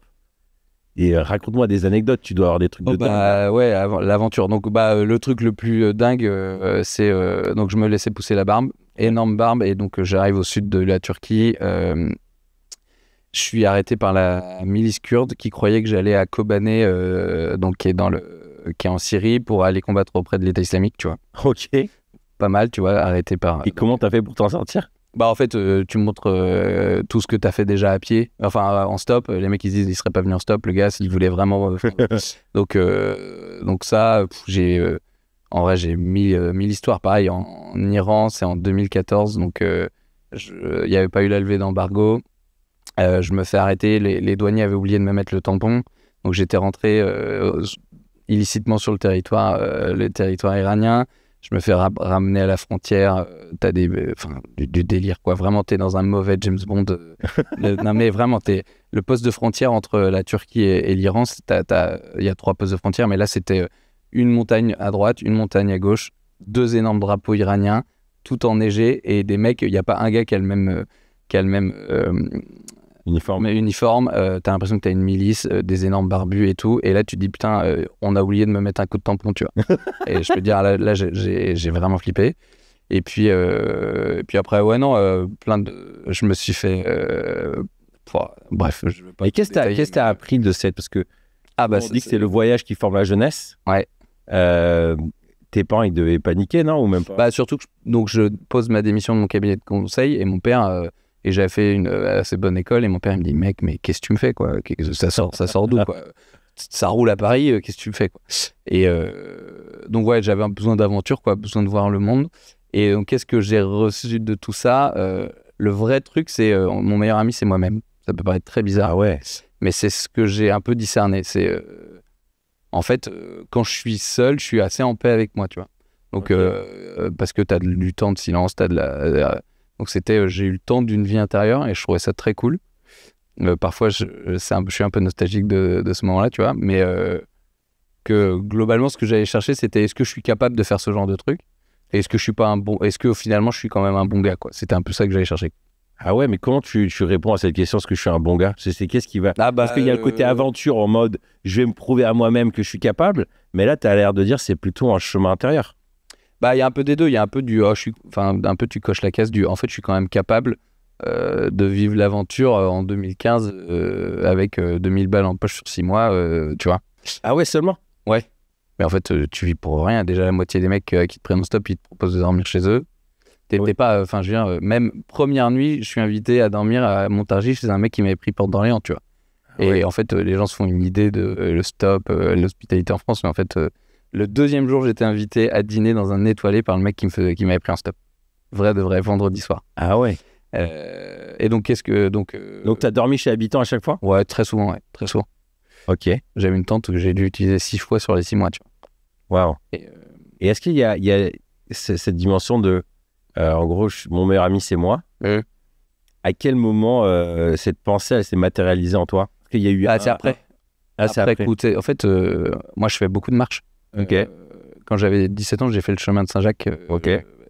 Et sur le papier, quand je suis rentré, je me suis dit, putain, mais en fait, qu'est-ce que j'en tire de ça? Ouais. Et en fait, c'est après, quoi. C'est le temps des pensées, pas le temps des âmes, quoi. Tu vois, c'est... En gros, les paroles que tu reçois, qu'on s'échange là, peut-être que ça va maturer dans 6 mois. Ah putain, David, il m'avait dit ça, tu vois. Et donc, je m'en suis rendu compte après. Et quand je dis mon meilleur ami, c'est moi-même, c'est déjà que j'avais pas besoin d'être dans la quête du monde, de l'assentiment du mec, tu fais bien les choses. Parce qu'en fait, si t'es entrepreneur, si tu peux être commercial ou séducteur, enfin, tu vois, séducteur pas du tout dans le côté négatif du truc, mais d'aimer plaire ou de vendre. T'aimes bien de temps en temps avoir ton petit like, tu vois. Et en fait, quand tu marches tout seul et que tu fais ton truc, t'as pas besoin des gens, tu vois. Et en fait, donc c'était meilleur ami, c'est moi-même, j'essayais de me contenter de moi-même, on va dire ça. Ça me parle de fou parce que je pense que moi, j'ai jamais eu l'occasion de vivre ça. Et cette dimension de être seul avec moi-même, c'est un énorme défi. Alors, j'ai fait des retraites, mais je me fais violence. Et tu vois, là, pour la première fois cet été, je vais faire un truc qui ressemble un peu à ça sur une petite période, parce que maintenant j'ai les gamins, mais il y a quelques mois, je dis à Hélène, je crois que là, pour tourner la page, j'ai besoin de prendre un temps tout seul et n'avoir rien à faire. Et personne, aucune responsabilité, rien. Et tu vois, Hélène me dit, ok, je te file 2 semaines et demie, 3 semaines, vas-y, pars. Et donc, on boucle la période. Et elle prend une semaine avant, puis après, Hélène, en 3 jours, elle savait ce qu'elle voulait, elle avait mis. Et moi, j'ai mis 3 mois. Là, j'ai la semaine dernière que j'ai booké ce que je voulais. Et en fait, je me rends compte que ce côté de meilleur ami avec moi-même, c'est un putain de défi. Mais en même temps, je sens qu'il y a comme un vide. Tu vois, moi, à la fin de j'ai fait mon bac. Après, j'ai fait 2 ans d'études en DUT. Et après, direct le boulot. Et après, les gamins rapides. Donc, j'ai toujours été les autres, construire. Et là, c'est comme si je veux devenir ami avec moi-même, tu vois, dans ce que tu dis. Et donc là, je vais me retrouver... Georgie. Et en fait, je vais me retrouver là-bas, tout seul. J'ai juste booké un hôtel. D'ailleurs, ça me fait paniquer parce que je m'en suis rendu compte après coup. C'est qu'il est à la frontière russe, juste à côté d'une zone où tu as une genre de putain de milice, une milice qui se balade. Je sais où j'ai mis les pieds. Mais en fait, c'est des grandes montagnes. Et je me suis dit, mais en fait, s'il y a un truc, en fait, il faut que je sois dans un endroit où il y a de la nature. Je vais marcher. Mais ça me fait... moi, je pourrais pas dire je suis meilleur ami avec moi. Alors attends. Par contre, j'aspire énormément à ça. Mais ça, c'est pas parce que j'ai discerné ça à ce moment-là que c'est que je le vis tous les jours, tu vois. Oui, mais en tout cas, tu sais que tu l'as déjà vécu. Ouais. Tu sais y revenir. Mais alors, du coup, ça se matérialise comment dans ces 6 mois? tu penses à quoi? Il se passe quoi dans ta tête? Est-ce que c'est de l'angoisse de qu'est-ce que je vais faire de ma vie? Ou est-ce que tu es juste en train de dire « Waouh, génial le paysage, ouais, salut Bruno !» Et tu es dans l'instant ou au contraire En vrai, je prenais des notes. Donc, j'ai 5 ou 6 carnets de notes tous les jours, j'écrivais, tu vois. Et donc, parfois, j'ai relu et il y a des idées de business. Okay. Moi, je suis très orienté bouffe et j'avais plein d'idées de bouffe, de trucs, machin. Mais globalement, ouais, j'avais quand même pas mal coupé. En fait, ça peut pas être dingue, mais on est en 2014. C'est moins connecté, quoi. T'es moins connecté qu'aujourd'hui. Donc, en fait, tu vois, j'ai dû avoir 3 ou 4 fois mes parents au téléphone Et moi, attends, c'était il y a quoi? Il y a 10 ans, quand même. Alors, et je te jure... Non, mais c'est vrai que ça va... Ça avait une vitesse... Non, mais 10 ans... Ah oui, c'est vrai qu'il y a 10 ans... Mais enfin, tout ça pour... tout ça pour te dire que je pense que je goûtais beaucoup plus les moments que j'angoissais de la suite. J'étais vraiment pas du tout angoissé de la suite parce que je sais que toi, t'es comme ça aussi, tu le disais dans un des podcasts, j'ai plutôt une bonne confiance dans je vais rebondir, tu vois. Ouais. J'avais pas de stress de me dire est-ce que je trouve un boulot, quoi. Je trouve que cette dimension de, comme tu disais, de marcher, d'accepter, de se retrouver seul avec soi-même, c'est un très bon outil. Je ne sais pas si tu l'as vécu depuis tes papas ou entrepreneurs, mais très bon outil pour reprendre un peu le contrôle d'une situation. Moi, j'aime bien utiliser cette phrase. J'ai des saisons où c'est comme si je me prends les pieds dans le tapis. Tu sais, la fatigue, le stress, mal manger, tout ça. Puis tu dis, putain, j'arrive plus à me remettre dans des bonnes habitudes. Et le fait de me dire, OK, là, je vais couper pendant 2-3 jours. Alors moi, souvent, je suis obligé de me faire violence. Donc, le fait d'aller dans un monastère ou quoi, ça m'aide beaucoup. Mais je trouve que c'est un très bon outil. Tu te coupes, tu dors, tu marches. Et en fait, ta machine, elle se remet en place, quoi. Après, tu reviens frais, quoi. Ouais, carrément.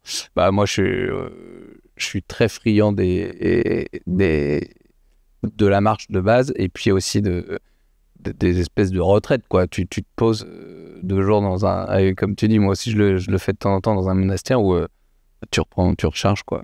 Tu recharges et en fait d'ailleurs tu reviens avec un esprit beaucoup plus vif, quoi. Et d'ailleurs du coup t'es 10 fois plus performant dans le boulot si on recoupe ça avec le boulot, tu vois. C'est clair que c'est à tous les niveaux, ça te permet d'être, on disait, être un bon papa, un bon mari et un bon patron, bon ami aussi, c'est que tu reviens frais. Et du coup, l'idée, c'est de se dire comment je fais pour pas être tout le temps en surchauffe, parce que ça, c'est quand même l'enjeu, ouais. Ouais, et puis ce qu'on évoque, ça veut dire que si on se prend régulièrement les trucs dans le tapis, c'est qu'on est peut-être en surchauffe, tu vois. Ouais. Moi, en ce moment, la réflexion que j'ai, c'est que je me dis, ça dépend des personnalités. Il y a des personnalités, par exemple, ma femme, elle est très discipline. Donc, elle, de façon générale, dans son quotidien, elle sait bien se réguler.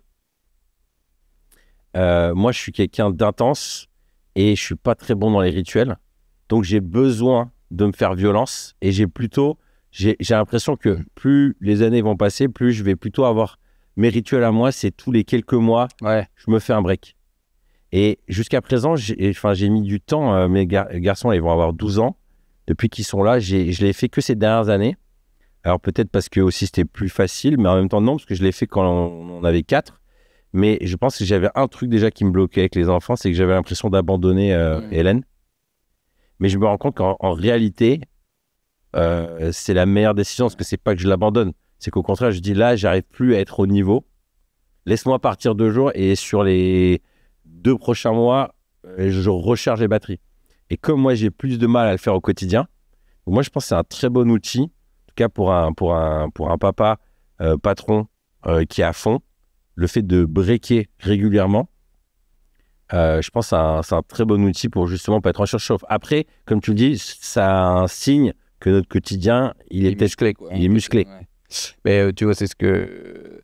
Moi, quand j'ai appris la naissance des jumeaux à venir, je me suis dit, OK, je me prends une semaine de marche, quoi. Et je suis allé faire une semaine de marche entre Bordeaux et Lourdes, en plein décembre, sous la flotte et tout. Mais en fait, ça fait du bien de te faire rincer un coup, tu vois. Et en fait, le truc, c'est que ça fait du bien à tout le monde, en plus, dans l'équilibre familial, tu vois. Bah ouais. Déjà, t'es trop content de revenir, voir ta femme et tes kids. Puis eux aussi, ça leur va bien de pas avoir le padré un peu stressé à la maison, tu vois. C'est vrai. C'est qu'à plein de niveaux, en fait, le fait de...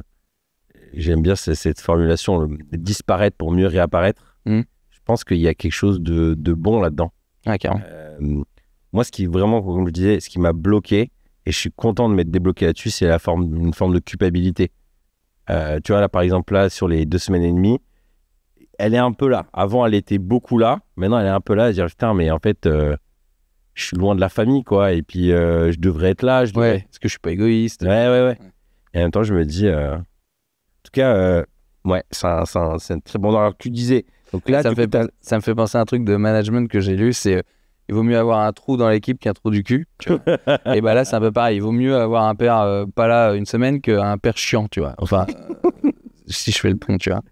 Et donc, du coup, là, si on revient à ton histoire, donc tu as lancé Aesop en 2019. Ouais. Donc, 14 mars 2019. Donc, ça va faire 5 ans. Ça fait 5 ans. Et pour que je parle du 14 mars, c'est que le 14 mars 2020, donc le jour des 1 an d'Aesop, c'était la fermeture des bars et des restos qui sont mes clients, quoi. Tu vois, donc le cadeau le jour J, quoi. La bonne claque derrière la tête, tu sais. Wow. Donc ça et t'as quand même réussi à tenir le coup. Ouais, mais en même temps, il n'y avait pas beaucoup à perdre puisque la boîte était petite, tu vois. Donc, ouais. Ouais. Et ce qui est marrant dans ton parcours, c'est que tu étais plutôt sur des trucs complètement immatériels. C'est un genre de logiciel. Ouais. Après, c'est dans de la tech. Ouais. Et là, tu m'as dit, enfin, tu disais là, je veux être dans quelque chose, un produit physique. Ouais, un truc tangible, quoi. Et pourquoi ? Parce que c'est aujourd'hui, si on veut faire du pognon et avoir de la liberté, vaut mieux aller sur du web.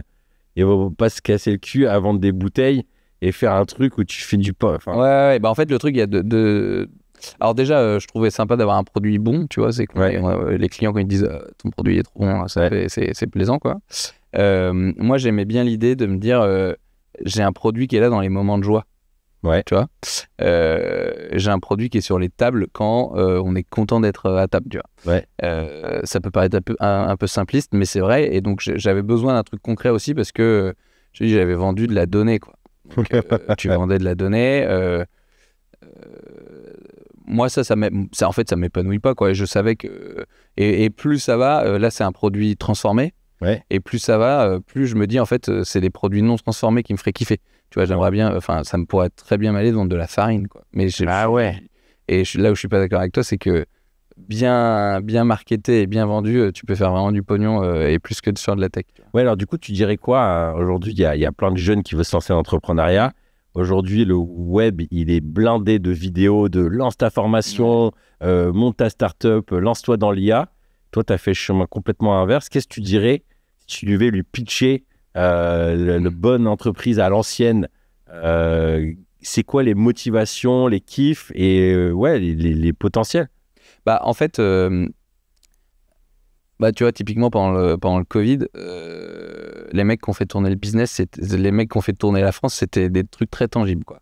C'était des camionneurs qui géraient la logistique, c'était les gars qui mettaient des cartons en rayon dans la grande distribution. En fait, c'était de la bouffe et bref, c'était pas trop du superflu, quoi.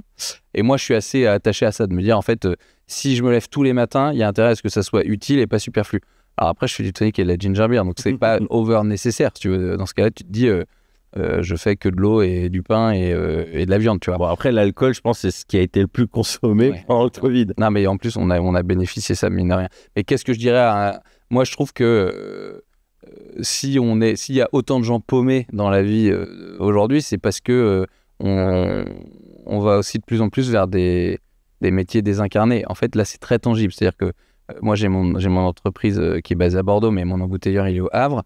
Tu vas au Havre, en fait, c'est des containers de bouteilles qui arrivent, tu as des étiquettes, c'est très tangible, en fait. Ouais. Et en fait, tu as eu une idée, et 9 mois après, j'ai une bouteille dans la main, tu vois, et j'ai un truc... et en fait, elle est vendue à un bar, et le barman on la présente à un client, et le client le consomme. Donc, c'est très...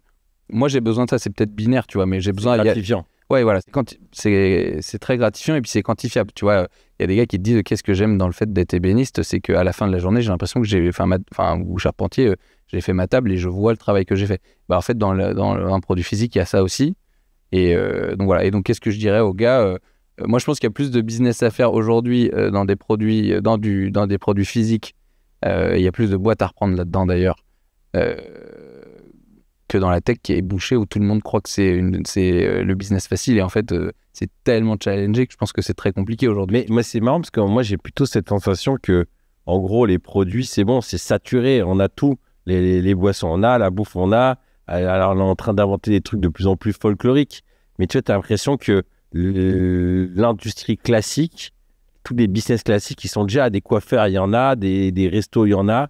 Donc, en gros, je trouve que c'est compliqué en tant qu'entrepreneur. Après, c'est pas mon domaine. Mais te dire, mais je serai la 101e boisson. Tu vois, alors que dans le web, tu as l'impression que tu dis que c'est bouché à un même temps. Combien qui réussissent quoi dans le web? Il y en a combien qui réussissent? C'est pareil dans le business. Mais en fait, quand tu t'as... C'est quoi le pourcentage? C'est 10% qui passent les 3 ans ou un truc comme ça, non? Ouais, je sais pas, mais oui, t'as raison, c'est très faible.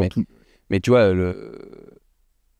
moi, plus ça va, plus ce qui m'intéresse, c'est les marchés énormes, tu vois.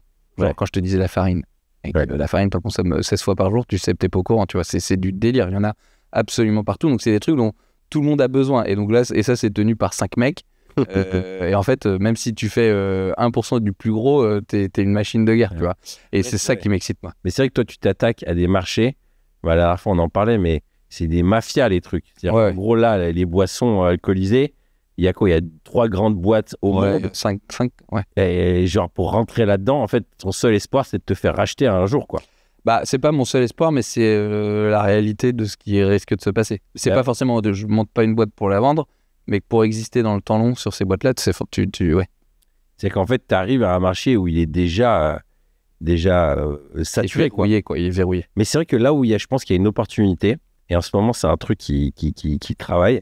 Je regardais une vidéo d'un gars alors lui, il expliquait, pour se lancer dans des business, il faut regarder les démographies. Parce que c'est souvent les mouvements démographiques qui te donnent les tendances. Et si on regarde aujourd'hui, dans les 10 prochaines années, il y a les baby boomers qui vont partir à la retraite.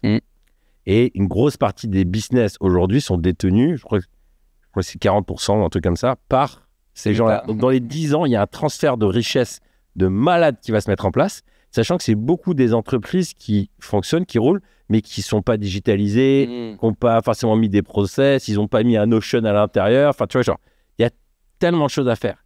Et à ce moment, ça commence à tourner dans la tête, me dire, putain, mais en fait, il y a peut-être plein de business à les récupérer. Non, mais c'est tangible. Et là où moi, je te rejoins, c'est que moi, j'ai toujours fait du digital quasiment. Et les dernières années, quand j'ai commencé à faire des magazines, il y avait une satisfaction de recevoir le papier et d'être au shot là, et en train de le toucher, le papier. Et c'est vrai qu'il y a quelque chose de gratifiant.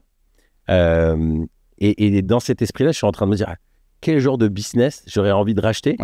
Et en effet, je pense qu'il y a du gros potentiel. Et il y a plein de gars qui sont pas des vrais entrepreneurs, on va dire, capables de... C'est pas du tout négatif ce que je dis, mais pas capables de faire 0 à 1, mais qui seraient peut-être plus des bons gestionnaires et qui peuvent racheter des boîtes où il y a déjà des assets, tu vois. Moi, j'ai pas mal de potes qui sont en train de s'inscrire dans des trucs de repreneurs, etc. Et tu vois, à titre d'exemple, avec mes frangins, on avait regardé pour acheter une boîte qui fait des jeux en bois. Tu vois. À un gars, à la base, il faisait des sabots. Il a commencé à faire des jeux en bois, etc. Bref, et ça vivotait, tu vois. Et en l'occurrence, c'est mon petit frère qui regardait ça. C'est pas lui qui a eu le mandat. Il y a un autre gars qui a acheté et ça cartonne parce que le gars, il a notre âge. Il veut tout dégommer et ça y est, il en exporte dans le monde entier, tu vois. C'est un truc... et des exemples comme ça, il y en a à l'appel, tu vois. C'est ça que je trouve ça passionnant et je pense que pour beaucoup d'entrepreneurs, en tout cas des gens qui veulent se lancer, ou même je pense pour un papa qui veut se lancer dans l'entreprise, parfois c'est peut-être plus stratégique de racheter. Là, je parlais cette semaine avec un entrepreneur dans mon domaine dans le digital qui disait, moi j'ai pas envie de me faire chier à monter des boîtes. Il avait racheté une boîte de SEO. Il dit, en fait, en 1 an, j'ai fait ce que j'aurais mis 10 ans à faire. Parce que c'est structuré, tu as déjà une base de clients, tu as déjà un petit process. Et moi, je le vois, on a mis une éternité. On a dû mettre peut-être 6 ans à faire 400 000 euros. Après, on a mis, je sais pas, encore 6 ans à passer à barre du million. Et après, ça s'est enflammé. Après, en 2 ans, on faisait quasiment 5 millions. Mais en fait, c'est palier. Et je me dis, putain, j'aurais racheté une boîte. Après, moi, j'étais pauvre. Avec 160 euros sur le compte. Donc, j'ai fait à la dure parce que j'avais pas le choix. Mais aujourd'hui, je me dis, tu vois, on réfléchit à monter une maison d'édition. Et je me dis, mais en fait, je pourrais peut-être juste racheter une maison d'édition. Je mets mon nom après, mais la personne, elle a déjà son réseau de distributeurs, elle a déjà ses relecteurs, elle a déjà le statut. Et en plus de ça, parce que là, j'ai discuté à plusieurs personnes qui sont un peu des experts là-dedans. Il y a plein de méthodes pour même pas faire de crédit, faire des crédits racheteurs, vendeurs, je sais plus comment ça s'appelle. C'est-à-dire, en gros, tu prends la boîte, la personne, tu la payes sur 2-3 ans avec l'argent de la boîte. Enfin, il y a plein de méthodes. Et puis aussi, il y a plein de personnes qui veulent partir à la retraite, qui sont fatiguées. Bien sûr. Ils ont juste plus envie de s'embêter. Et donc, il y a des énormes opportunités. Mais tu vois, il y a pas mal de gars qui disent le gars était vendeur, il était juste pas au courant. Tu sais, t'as des gars qui envoient des lettres manuscrites à des boîtes en disant est-ce que vous vendez? Et le gars, il se rend compte qu'en fait, il a peut-être envie de vendre au moment où il a une pseudo-lettre de motivation d'un gars qui veut lui racheter. Moi, je connais quelqu'un qui a racheté une imprimerie. L'année suivante, il a fait x2,5, tu vois, de ce que faisait le chiffre d'avant.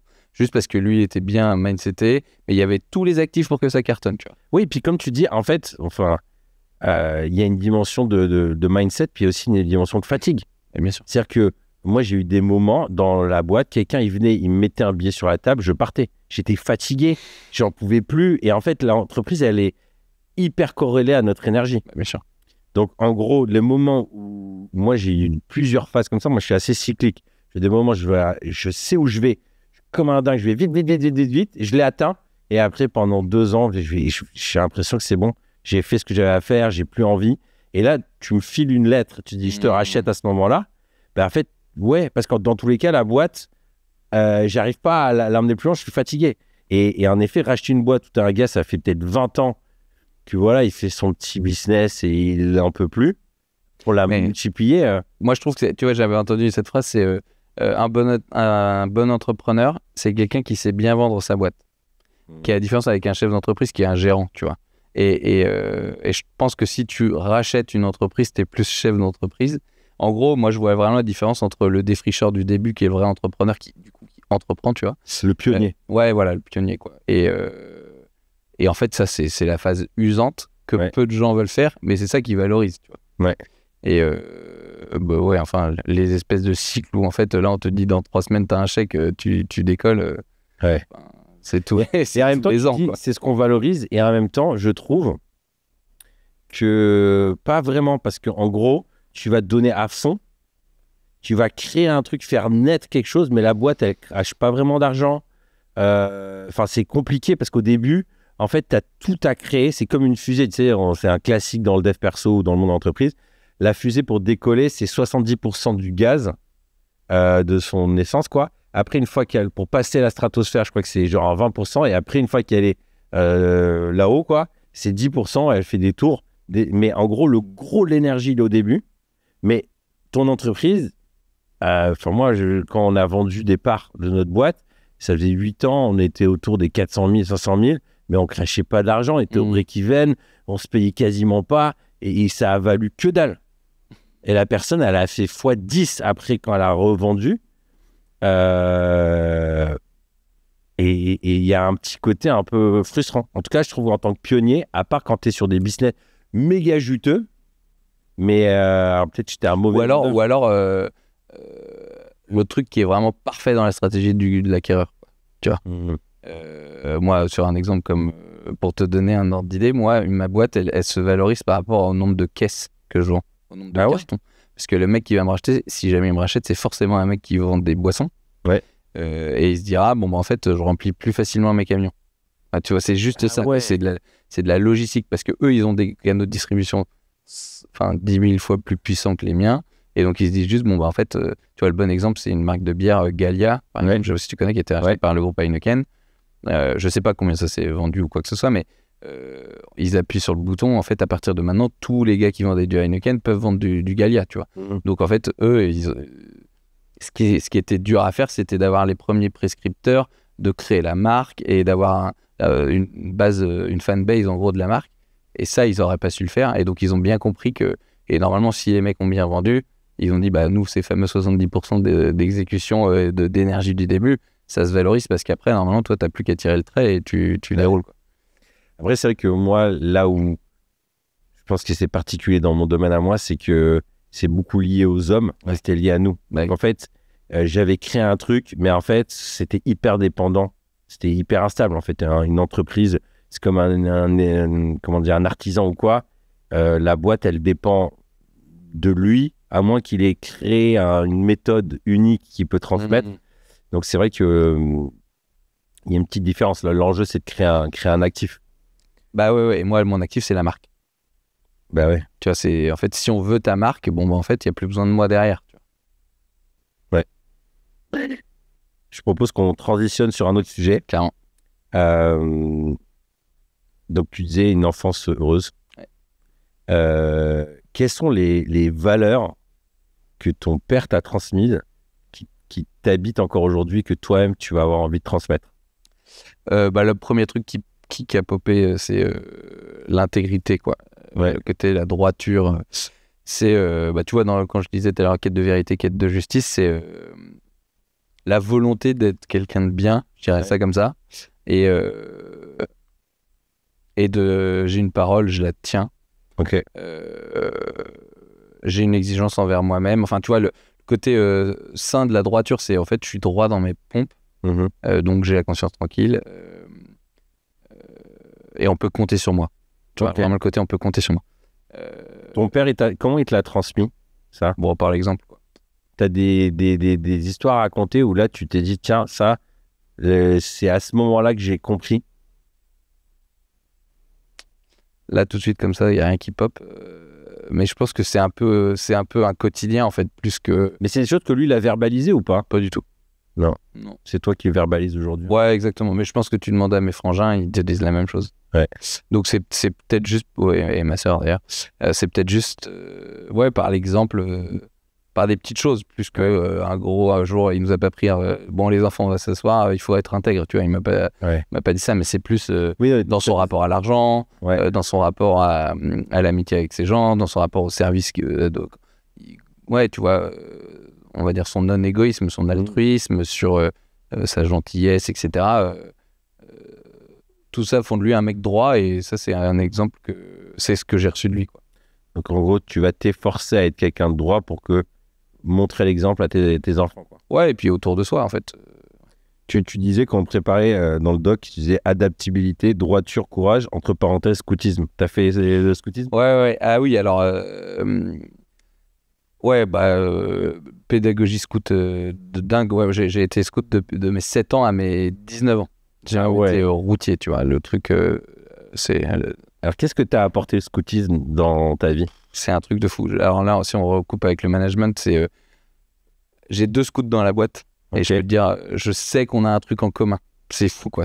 Alors, premier truc, je trouve que dans la pédagogie scout, il y a tout, quoi. Il y a sens de la débrouille. Ouais. Curiosité.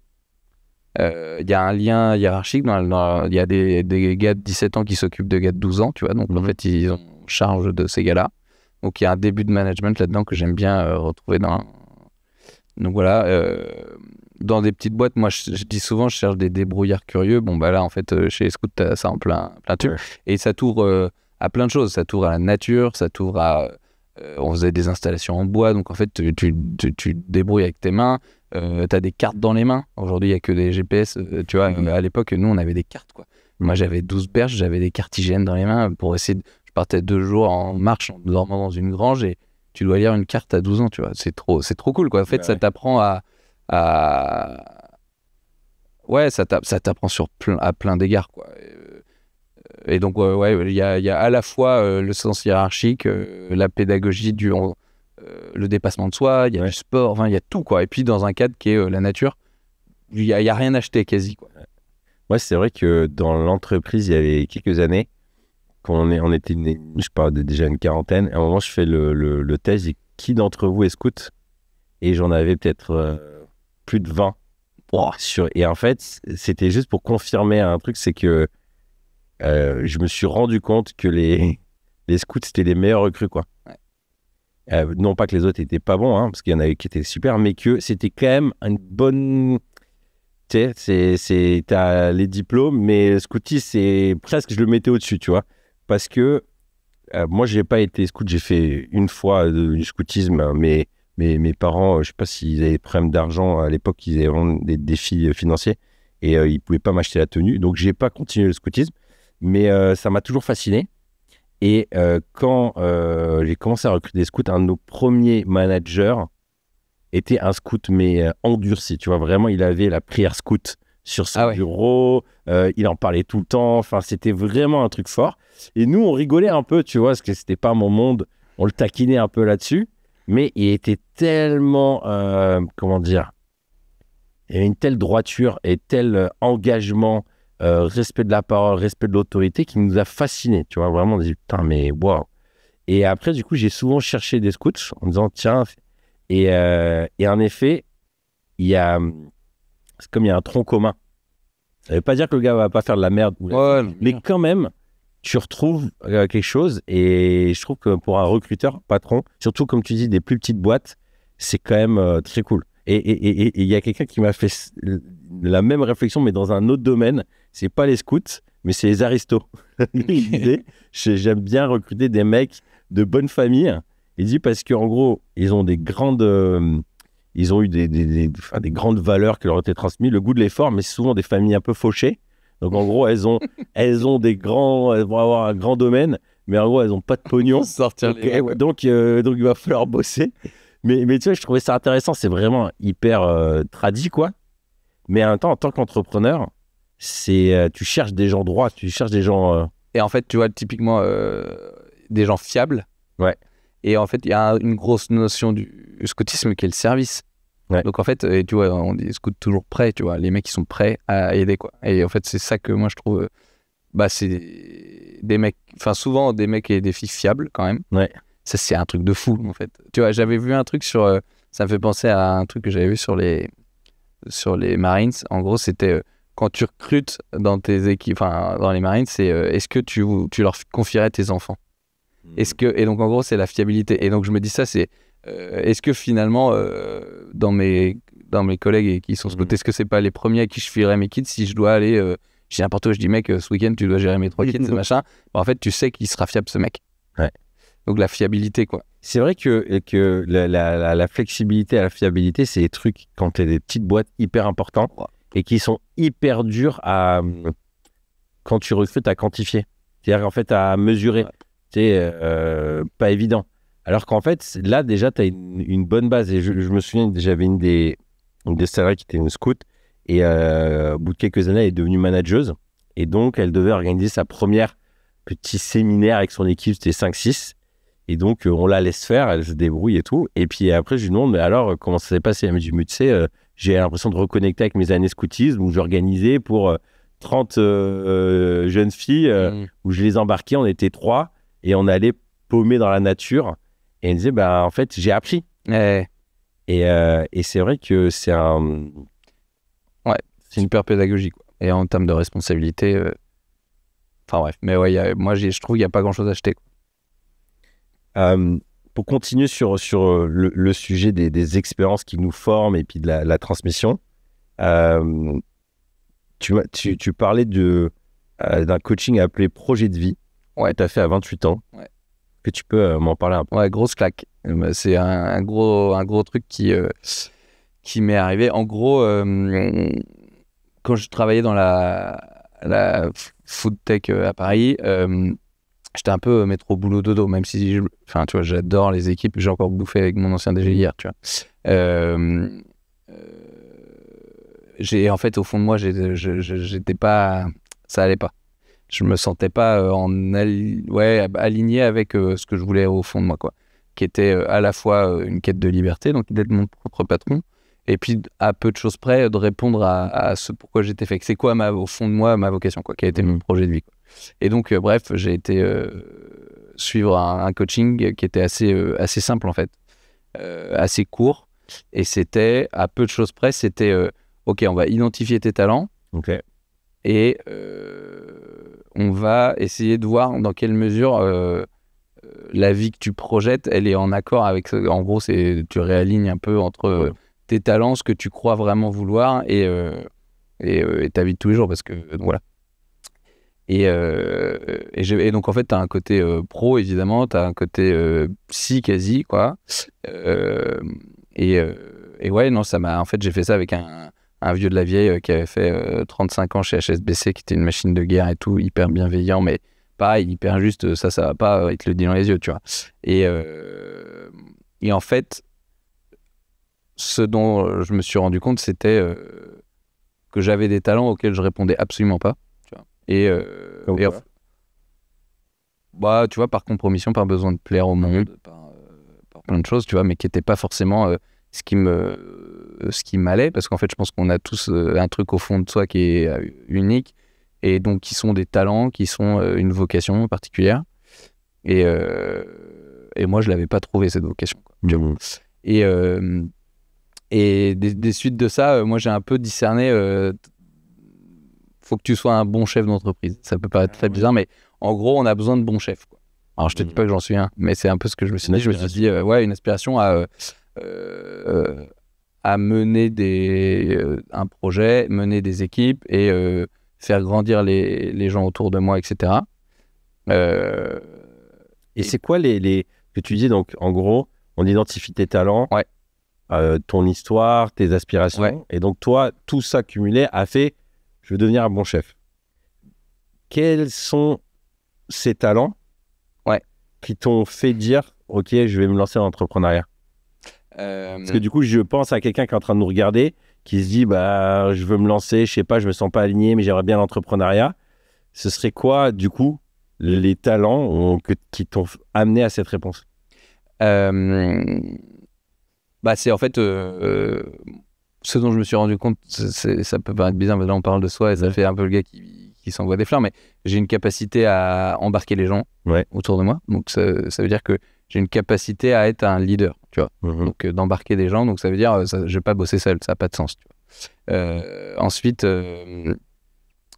ça peut paraître bizarre, mais j'ai un talent commercial dans le sens où j'arrive à signer des trucs, donc il faut aussi que il y ait une dimension liée aux gens et puis liée au business, quoi. Donc il y a ce truc là, et puis et après, au-delà juste des talents, c'est ta ligne. Tu te dis, bon, en fait, tu vois, typiquement, les questions qu'il va poser, c'est, t'as une demi-heure tout seul, maintenant, tu fais quoi? C'est quoi ton énorme kiff? Ensuite, il va dire, t'as 4 heures tout seul, qu'est-ce que tu fais pour te nourrir? Et ensuite, la même chose, une journée, tu vois. Et en fonction de toutes les questions qui vont popper, il y a des trucs qui vont un peu ressortir. Et tu vois, t'as des gens qui vont dire, ah bah, moi j'ai une demi-heure, je vais m'asseoir tout seul dans un café et je veux entendre personne et machin. T'as des gens qui disent, ah, moi j'ai une demi-heure, je vais appeler ma meilleure amie, comme ça je parle avec elle, etc. Et donc, t'as des trucs qui pop bon, bah, j'ai besoin d'être au contact de plein de gens. Ou non, au contraire, moi je me rends compte que quand j'ai du temps, je vais dans mon atelier, quoi. Ouais, donc en fait, t'as besoin de quelque chose de physique, etc. Et en fait, c'est un peu un espèce de. Ouais, par effet de balance. Ouais, tu décides, tu vois, il y a des choses qui se dessinent, tu vois. Alors, tu sors pas de là en disant, oui, tu vas être charpentier, et tu vas habiter à Rennes, tu vois, mais tu sors de là en disant, ah ouais, il y a quand même des gros trucs qui reviennent souvent sur pas mal de sujets qui sont tes talents, ton éducation, les engagements sportifs, associatifs, tout ce que tu as fait dans tes études, etc. Pourquoi tu allé plus là que là? Regarde, au fond de toi, il y a quand même ce truc-là qui est hyper saillant. Pourquoi dans le boulot, ça peut pas... Et puis après, tu peux aussi discerner que en fait, ce truc-là, c'est une passion, mais il faut surtout pas qu'il y ait du boulot qui s'intègre là-dedans. Donc, hyper intéressant cette question de si tu as 30 minutes, c'est 1 heure. Toi, tu as répondu quoi? Ah bah en plus, c'est marrant parce que moi, là, ça va à l'encontre de ce que je dis, mais moi, on a l'impression que j'ai besoin d'être entouré de 1000 personnes, machin, mais moi, le truc, mon énorme kiff, c'est d'être en terrasse avec le journal L'équipe, tu vois, bien tangible, tu vois, et un café et personne ne m'emmerde. Ça, c'est quand j'ai une demi-heure, c'est ce que je vais faire. Si t'as 4 heures, tu vois, là, je vais peut-être me dire, je vais proposer à un pote d'aller faire un tennis. Ouais. Puis ensuite, on va se faire un joli bistrot. Donc là, j'aurais peut-être besoin sur 4 heures d'être avec du monde. Et puis t'as un gars qui dit, si j'ai 8 heures, moi, je pars. Mais t'es tout seul, tu vois. C'est quand tu te retrouves avec toi-même, c'est quoi, au fond de toi, la motion qui te bouge, quoi. Et donc, hyper intéressant. En même temps, t'écoutant, j'essaie de réfléchir qu'est-ce que je répondrais. C'est des trucs que je pose en entretien, ça. Ah ouais? Si t'es à 4 heures, tu fais quoi, là? Et du coup, comment tu lis la réponse? Et qu'est-ce que ça me donne? Ouais. Bah, en fait, tu vas pas attendre la même chose d'un mec qui est sales, d'un mec qui est en s'en fiche. Justement, un sales, parce que toi, t'es un bon sales, mais ta réponse, ça fait pas sales du tout. Ouais, non, c'est vrai. T'as raison. Moi, en fait, j'aime bien... Enfin, ce que je vais chercher, c'est, je m'en fous de la réponse, c'est est-ce que c'est un peu original? Tu vois, si le mec te dit, ah bah là, moi, j'avoue que en ce moment, je suis un peu crevé, je vais être chez moi, je vais chiller, je vais regarder des séries. bon, tu te dis, bon, bah, ok, je te dis, t'as 4 heures, tu fais exactement ce que tu veux, me dis pas que tu vas mater le poste, tu vois. Et du coup, c'est marrant, ces questions. J'ai presque, quand tu dis le côté original, j'ai l'impression que c'est plus voir le niveau de, comment dire, pas de culture, mais de. Un peu quand même. Et de Il y a une curiosité. question, de curiosité. Il y a une question que j'ai posée qui, à chaque fois, c'était très malaisant. C'est quoi le dernier livre que vous avez lu? Donc, généralement, la plupart, ils te disent rien. Puis, quand ils en ont lu un, C'est de la c'est qu'est-ce que vous avez appris? Ouais. Ou alors, est-ce qu'il y a un podcast ou une vidéo qui, tu vois, si, ok, le livre, ok, on va redescendre. Et en gros, j'ai été, mais pourtant, moi, je suis dans le domaine de la com, des médias, enfin, et j'ai été abasourdi que, je sais pas, 2 personnes sur 10 sont capables de me répondre à ça. Et la plupart du temps, ceux qui sont capables de répondre à ça, c'est quoi? Des scouts, souvent avec des éducations religieuses, catho ou autres. Et en gros, c'est un peu triste, tu vois, de voir que, après, c'est pas une généralité, mais que cette curiosité du monde, le fait de tester des choses et pas être dans, je regarde des séries. Bah, tu vois, moi, c'est ce que je te dis quand je dis dans le scoutisme, je trouve qu'il y a des curieux débrouillards. C'est ça, la curiosité, c'est un truc de fou, quoi.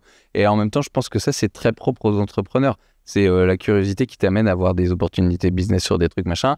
Et en même temps, moi, c'était une de mes coachs avant qui m'avait dit ça, qui m'avait dit mec, crois pas que tu vas recruter que des entrepreneurs. Parce que si c'était des entrepreneurs, ils seraient pas chez toi, tu vois. Et donc, moi, c'est un truc qui me plaît de me dire qu'il y a des gars qui sont curieux. Et en même temps, bon, s'ils le sont pas, c'est pas non plus grave, tu vois. Ouais. J'avais entendu ça que je crois que c'était Decathlon qui avait été une des premières boîtes à justement poser des questions un peu atypiques parce qu'ils voulaient des gens avec des vies riches. Ouais. Je sais pas si c'était la bonne expression, mais avec des personnalités et donc qui étaient capables de parler de leur engagement associatif, tout ça. Et c'est vrai que ça veut pas dire qu'ils seront les meilleurs, mais d'avoir des gens curieux qui ont touché à plein de choses, qui sont capables de creuser, qui ont eu des éducations assez riches, ça, c'est un vrai plus. C'est là où tu vois l'importance de l'éducation, quoi. Et de leur ouvrir l'esprit. Mais le bon mot que tu as utilisé, je pense qu'on tourne autour depuis tout à l'heure, c'est la personnalité, en fait. Ouais. Et je pense que c'est d'autant plus important dans des petites boîtes d'avoir des gens à forte personnalité parce que finalement, ça bouge. T'as des grosses boîtes, tu veux pas trop de personnalité, tu vois. Oui, faut bien que ça écoute les process, tu vois. Ouais, c'est vrai. Donc je pense que ça, c'est propre à notre taille de bise aussi. À un moment, quand tu nous as raconté là, ton parcours, t'es passé vite sur tu dis que t'as des gros problèmes de santé. Ouais. Et est-ce que tu pourrais nous en parler et voir l'impact que ça a eu Bah, en fait, en première année d'études, à Noël, je me rends compte, en fait, j'avais mon pouce qui frétillait, quoi. Et bref, je te passe tous les trucs. Donc, mais en première année après le bac. Ouais, exactement. Donc, j'ai 18 ans à ce moment-là. Et en fait, ouais, bref, je te passe les détails, mais en fait, on me diagnostique un cancer des os. Ok. Donc, un truc un peu lourd, quoi. Qui était belle merde, quoi. Ah ouais. Globalement. Au point qu'à un moment donné, la question, c'est de dire, est-ce que en fait, tu vas survivre au truc, quoi, tu vois. Ah oui. Donc, un peu méchant. Parce que ça se répand, c'est ça? Bah, en l'occurrence, moi, ça s'était pas répandu, tu vois. C'était localisé dans le bras. Mais ça aurait pu, et ça aurait pu aller vite attaquer les poumons. Je t'explique pas pourquoi, mais les os et le poumon, dans ces trucs-là, c'est assez lié. Bref. Et bon, dans mon malheur, en fait, ça se passe bien, quoi. Tu vois, au final, diagnostiqué en janvier. Et pour le coup, je passe sur le billard plusieurs reprises et tout.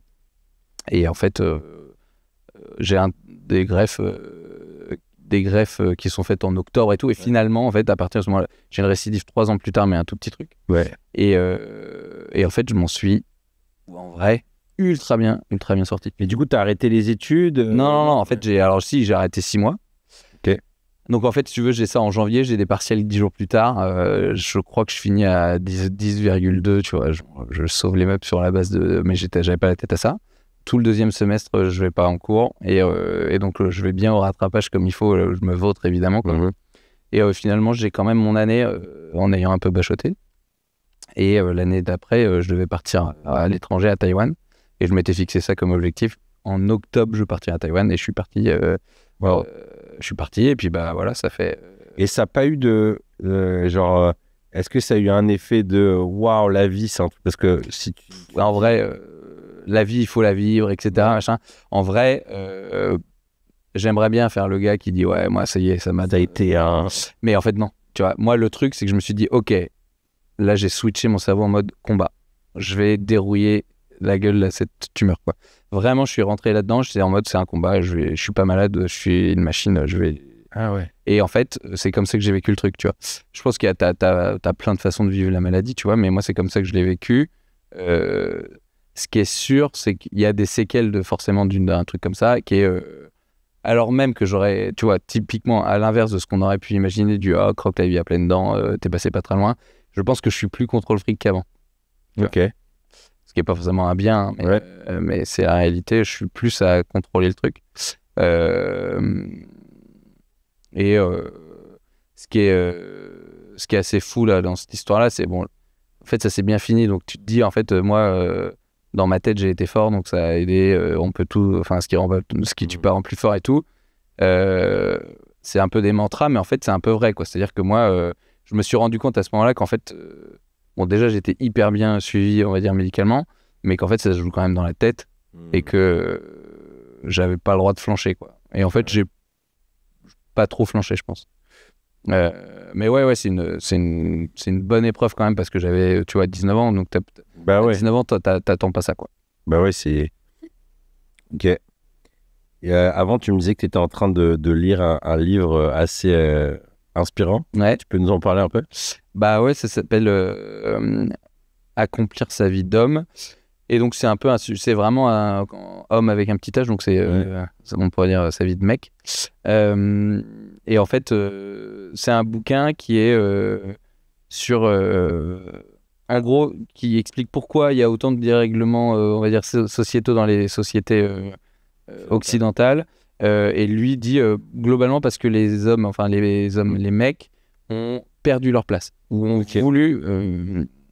ont pas voulu prendre leur place, quoi. Et lui, il explique que un des sujets, c'est qu'il n'y a plus de transmission, en tout cas d'homme à homme, quoi. Dans toutes les sociétés traditionnelles, il y a des rites de passation, quoi, des rites de transmission tu deviens un homme à tel âge, enfin tu vois, dit les Maasai, tu deviens un homme quand tu tues ton lion, etc. Et en gros, ces rites-là, ils arrivent vers l'âge de entre 10 et 13 ans, quoi, dans toutes les sociétés. Et c'est vrai dans toutes les sociétés traditionnelles, quoi.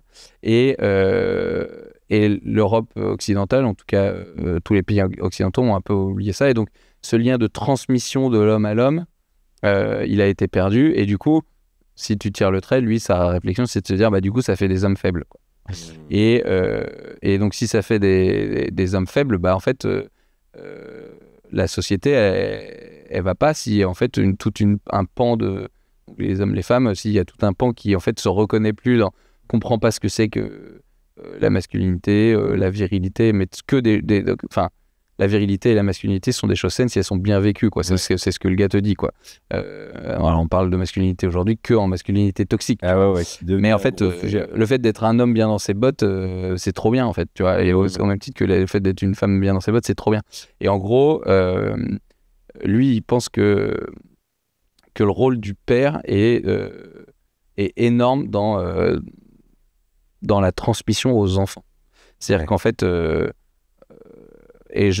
donc c'est Bertrand Chevalier-Champy, j'ai pas fini, donc je vais pas tirer des conclusions là-dessus, et j'invite à le lire, tu vois. Mais c'est hyper intéressant, c'est lui, il dit donner naissance, croître et bénir, parce que lui, il parle beaucoup de du lien de filiation. Et son rôle, du coup, c'est justement de faire grandir ses enfants et de les rendre libres. Et il pense que ça passe par du temps de transmission tu parlais tout à l'heure de dynastie, de transmission de lieux, etc. Et lui, il parle beaucoup en fait, on a un bagage, en fait, qui est un bagage familial d'avant. Et ça, en fait, c'est hyper important de le transmettre. Et en fait, c'est vrai que même moi, tu vois, à titre perso, j'ai pas l'impression qu'il y ait eu des espèces de rites de transmission tu viens de cette famille, j'ai pas eu ça, tu vois. Je me sens pourtant droit dans mes bottes, mais d'un point de vue sociétal, lui, il donne l'impression que il y a un truc qui s'est cassé sur les dernières générations entre les pères et les enfants, quoi. Ouais, ça, je veux bien le croire. Bah, déjà, si tu regardes la cellule familiale, elle a complètement explosé avec beaucoup de divorces. Donc, en fait, déjà, ton père, tu l'as une semaine sur deux. Déjà, c'était pas idéal. Et puis après, bah, la quantité de travail, de stress, elle a augmenté. Et puis, bah, comme il n'y a plus de religion, il n'y a plus le côté... Les rites, en fait, nos cellules communautaires, elles n'existent plus. Et je pense qu'un des derniers lieux, c'est le scoutisme, justement. Si on en revient à ça, enfin moi, où je suis très content pour mes enfants, c'est que des rites de passage, t'en as plein. Ouais, carrément. Maintenant, c'est vrai que les vivre de père à fils... Alors moi, je vais interviewer à la rentrée quelqu'un qui s'appelle Éric Dufour. Lui, il m'avait recommandé un bouquin, il faudrait que je retrouve. C'est justement comment créer des rites pour ses enfants, un peu en mode chevalier. Et lui, il allait vachement loin. Il s'est fait des bagues, il s'est fait un effigie. Ça paraît kitsch comme ça, mais il s'est donné à fond. Et il a une famille, mais géniale. Il doit avoir 5-6 gamins. Et tu sens qu'il a créé quelque chose, tu vois. Et donc, il a vraiment travaillé à, je sais pas, à 14 ans. Il invite des amis à lui où, en fait, ils vont faire une marche, mais gravir un truc. L'enfant doit passer des choses, il doit apprendre. Il a créé plein de rites. Ouais, c'est ouf. Et je trouvais ça assez beau. Et je pense que ça doit être aussi des super moments de partage avec ton enfant. Bah, bien sûr. Et puis, c'est un moment où tu lui montres à ton fils que... Enfin, là, si on parle de fils, mais que ou à tes enfants, tu vois, que t'es fier d'eux, que... Ouais. C'est un moment où, en fait, t'es obligé de dire les choses s'il y a un rite. Tu vois, t'es obligé de montrer les choses. Et puis... et d'ailleurs, les rites, souvent, de passage comme ça, étaient en lien avec la communauté, tu vois. Ouais. C'est jamais juste le père et le fils qui font leur truc. C'est au nom de tout le monde, tu deviens une femme, tu deviens un homme, tu vois. C'est un truc de fou, ça. Ça donne trop envie de réinventer quelque chose. Ouais, carrément. Le premier truc que j'ai fait, moi, avec mes gars, c'était l'été dernier. On était en Angleterre. Il y avait un lac juste en face de la maison. Et il y avait une petite île en plein milieu. Et on est resté quoi là-bas, 3-4 semaines. Et après, il dit, oui, on va aller là-bas. Puis moi, j'ai la flemme. Puis je dis, ok, bon les gars, on va vivre l'aventure. Du coup, moi j'ai nagé, vous étiez sur un bateau, mais c'était putain de loin. L'eau, elle était glacée. On est arrivé là-bas. Et après, je me suis dit, allez, je vais un peu officialiser les trucs. Et donc, chacun leur tour. On a parlé, je fais un petit discours. Tu vas rentrer en 6e. Et je les ai sentis super fiers. Tu vois. Il y a quelque chose qui s'est passé. Mais c'est vrai que le niveau d'au-dessus, c'est t'es avec les copains. Et là, c'est les hommes qui disent bienvenue, tu passes à une nouvelle étape. Ça va être un truc lunaire. Mais c'est vrai que cette réflexion sur la dimension de transmission, moi, on en parlait juste avant de l'émission, mais de se dire qu'est-ce que j'ai envie de leur transmettre. Et je me rends compte que répondre à cette question me motive énormément. En fait, elle me met beaucoup en mouvement. De me dire, en fait, j'ai envie de faire un peu évoluer la race, quoi. C'est-à-dire que chaque étape, chaque génération l'amène un peu plus loin et bonifie, en fait, en gros, la lignée. Et je trouve qu'il y a plein de manières de répondre à cette question. C'est un peu comment je vais bâtir un royaume. Il y a l'aspect financier. Tu le disais, là, le côté lieu. Moi, je rêverais d'avoir... moi, je suis trop jaloux souvent des potes cathos qui ont des super domaines ou une maison familiale où ils ont tous leurs souvenirs.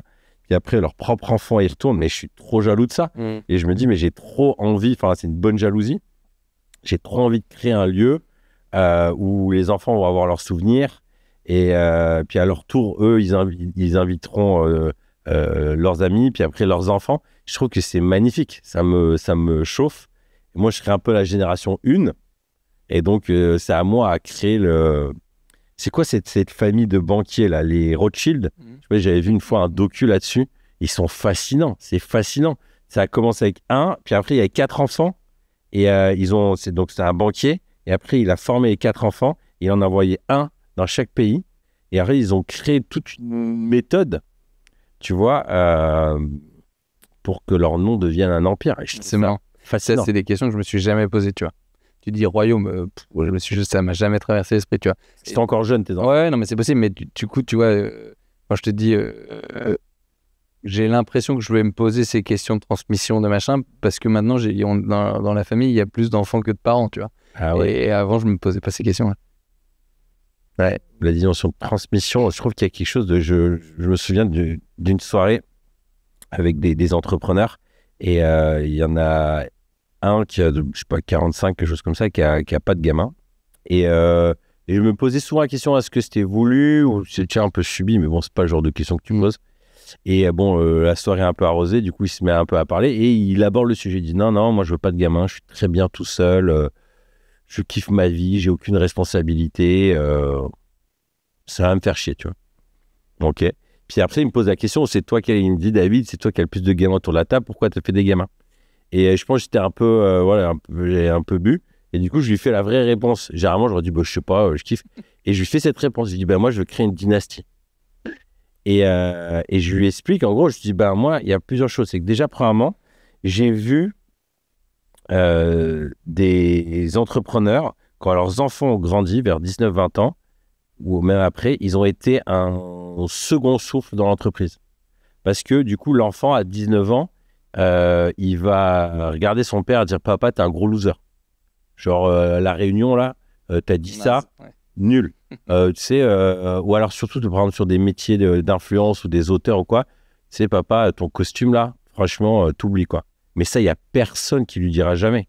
Moi, je m'imagine à 55 ans, ou même 45-50 ans, quand mes grands, ils auront, là, ils ont 12, quand ils auront 18 ans, je sais pas, je fais une vidéo sur les réseaux, ou je sais pas, et ils me disent, mais papa, mais has-been, tu vois. Et j'ai vu plusieurs personnes, quand ils ont réussi ce lien avec leur enfant, mais vraiment regagner de l'énergie. Et puis aussi, souvent le jeune, il ramène de l'énergie, il ramène plein de copains aussi. Donc, il ramène des forces vives dans l'entreprise avec une confiance qui est renouvelée. Donc, ça, j'ai trouvé ça génial. Donc, je partage ça. Et puis, je lui dis, je sais pas, la dimension aussi de transmettre quelque chose, de laisser quelque chose dans le monde, tu vois. En termes de création, c'est bien de monter une entreprise, mais moi, je vais laisser 4 êtres sur Terre quand je serai mort, qui eux-mêmes vont, j'espère, c'est magnifique. Tu vois, l'être humain, il est fait pour, instinctivement, c'est survivre et se reproduire. Donc, c'est la plus belle œuvre de ma vie, tu vois. Donc, je lui partage ça un peu avec mes tripes, tu vois. Je pense que c'était le verre de rouge de trop, mais j'étais chaud. Puis, c'est marrant, il me dit, putain, j'avais jamais vu des trucs comme ça. Et je sais pas s'il a fait un gamin entre-temps, mais il me dit, ouais. Et alors, il y a quelque chose d'un peu narcissique là-dedans, d'une certaine manière. Mais ça lui a parlé, tu vois. Et je pense qu'en tant que mec, je pense qu'il y a quelque chose de très motivant, comme on disait au tout début, où en fait, parfois, l'entreprise nous motive plus qu'autre chose. Mais ça, c'est un projet qui, pour le mec, je trouve, donne envie de mettre la famille en priorité. Ouais. Et alors, moi, tu vois, du coup, typiquement, là, tes sujets de dynastie et tout ça, moi, c'est encore une fois, enfin, je comprends carrément, mais c'est pas des trucs qui m'ont traversé l'esprit. Mais moi, je me dis aussi, je dois les armer pour le monde, quoi. Et surtout, 2, ils ont intérêt d'être des bonnes filles et des bons gars, tu vois. Ils ont intérêt de servir le monde, quoi, et de faire le bien autour d'eux, quoi. Moi, c'est vraiment ce truc-là que j'essaye de me dire, c'est... Il y a intérêt à ce que... Enfin, tu vois... mes enfants, ça soit des bons gars, quoi. Tu vois, c'est con, mais qu'ils fassent du bien autour d'eux, quoi. Moi, c'est un peu ça, ma vocation, tu vois. Je vois bien le slogan de famille. Nous sommes des bons gars. Trop bien. Ben là, on est chaud. Ça va faire 1h30 qu'on est en train de parler. Je propose qu'on s'arrête là. Merci, Mériadec. Merci 1000 fois, David. Comment faire quand on a des enfants et une famille pour passer de salarié à entrepreneur? Je crois que la première étape, c'est l'étape de l'alignement. Parce qu'ils sont bien beaux, tous les formateurs et gourous de l'entrepreneuriat sur les réseaux sociaux. C'est que pour la plupart, ils sont soit sans enfants, soit divorcés. Donc, l'aspect famille et unité n'est pas très présent. Moi, je crois que c'est génial de se lancer dans l'entrepreneuriat. Ça a plein de vertus. Il y a une liberté, il y a de l'ambition. Mais si c'est pour flinguer sa famille, je ne vois pas du tout l'intérêt. Alors moi, je crois que la première étape, c'est l'alignement. Je crois beaucoup à cette phrase, l'union fait la force. Quand le couple et par extension la famille est unie, il y a énormément de force. Et pour monter une entreprise, il faut être uni et il faut beaucoup de force. Alors ce que je te propose, c'est dans ce document gratuit, c'est un PDF très simple, je te propose 50 questions. Tu vas organiser une soirée en amoureux, faire garder tes enfants et passer du temps à 2. Alors ça peut être un week-end si vous voulez plus de temps. Et je te propose 50 questions pour vous aligner, voir si vous avez la même motivation, voir les points de friction. Imaginez les scénarios positifs, les scénarios catastrophiques. Imaginez des plans A, des plans B, des plans C, mais aussi imaginez qu'est-ce qui va se passer si ça se passe bien. Est-ce que le couple, est-ce qu'il va s'y retrouver? Comment les enfants vont se retrouver là-dedans? Quels sont les caps à pas franchir? Quels sont les rituels à mettre en place?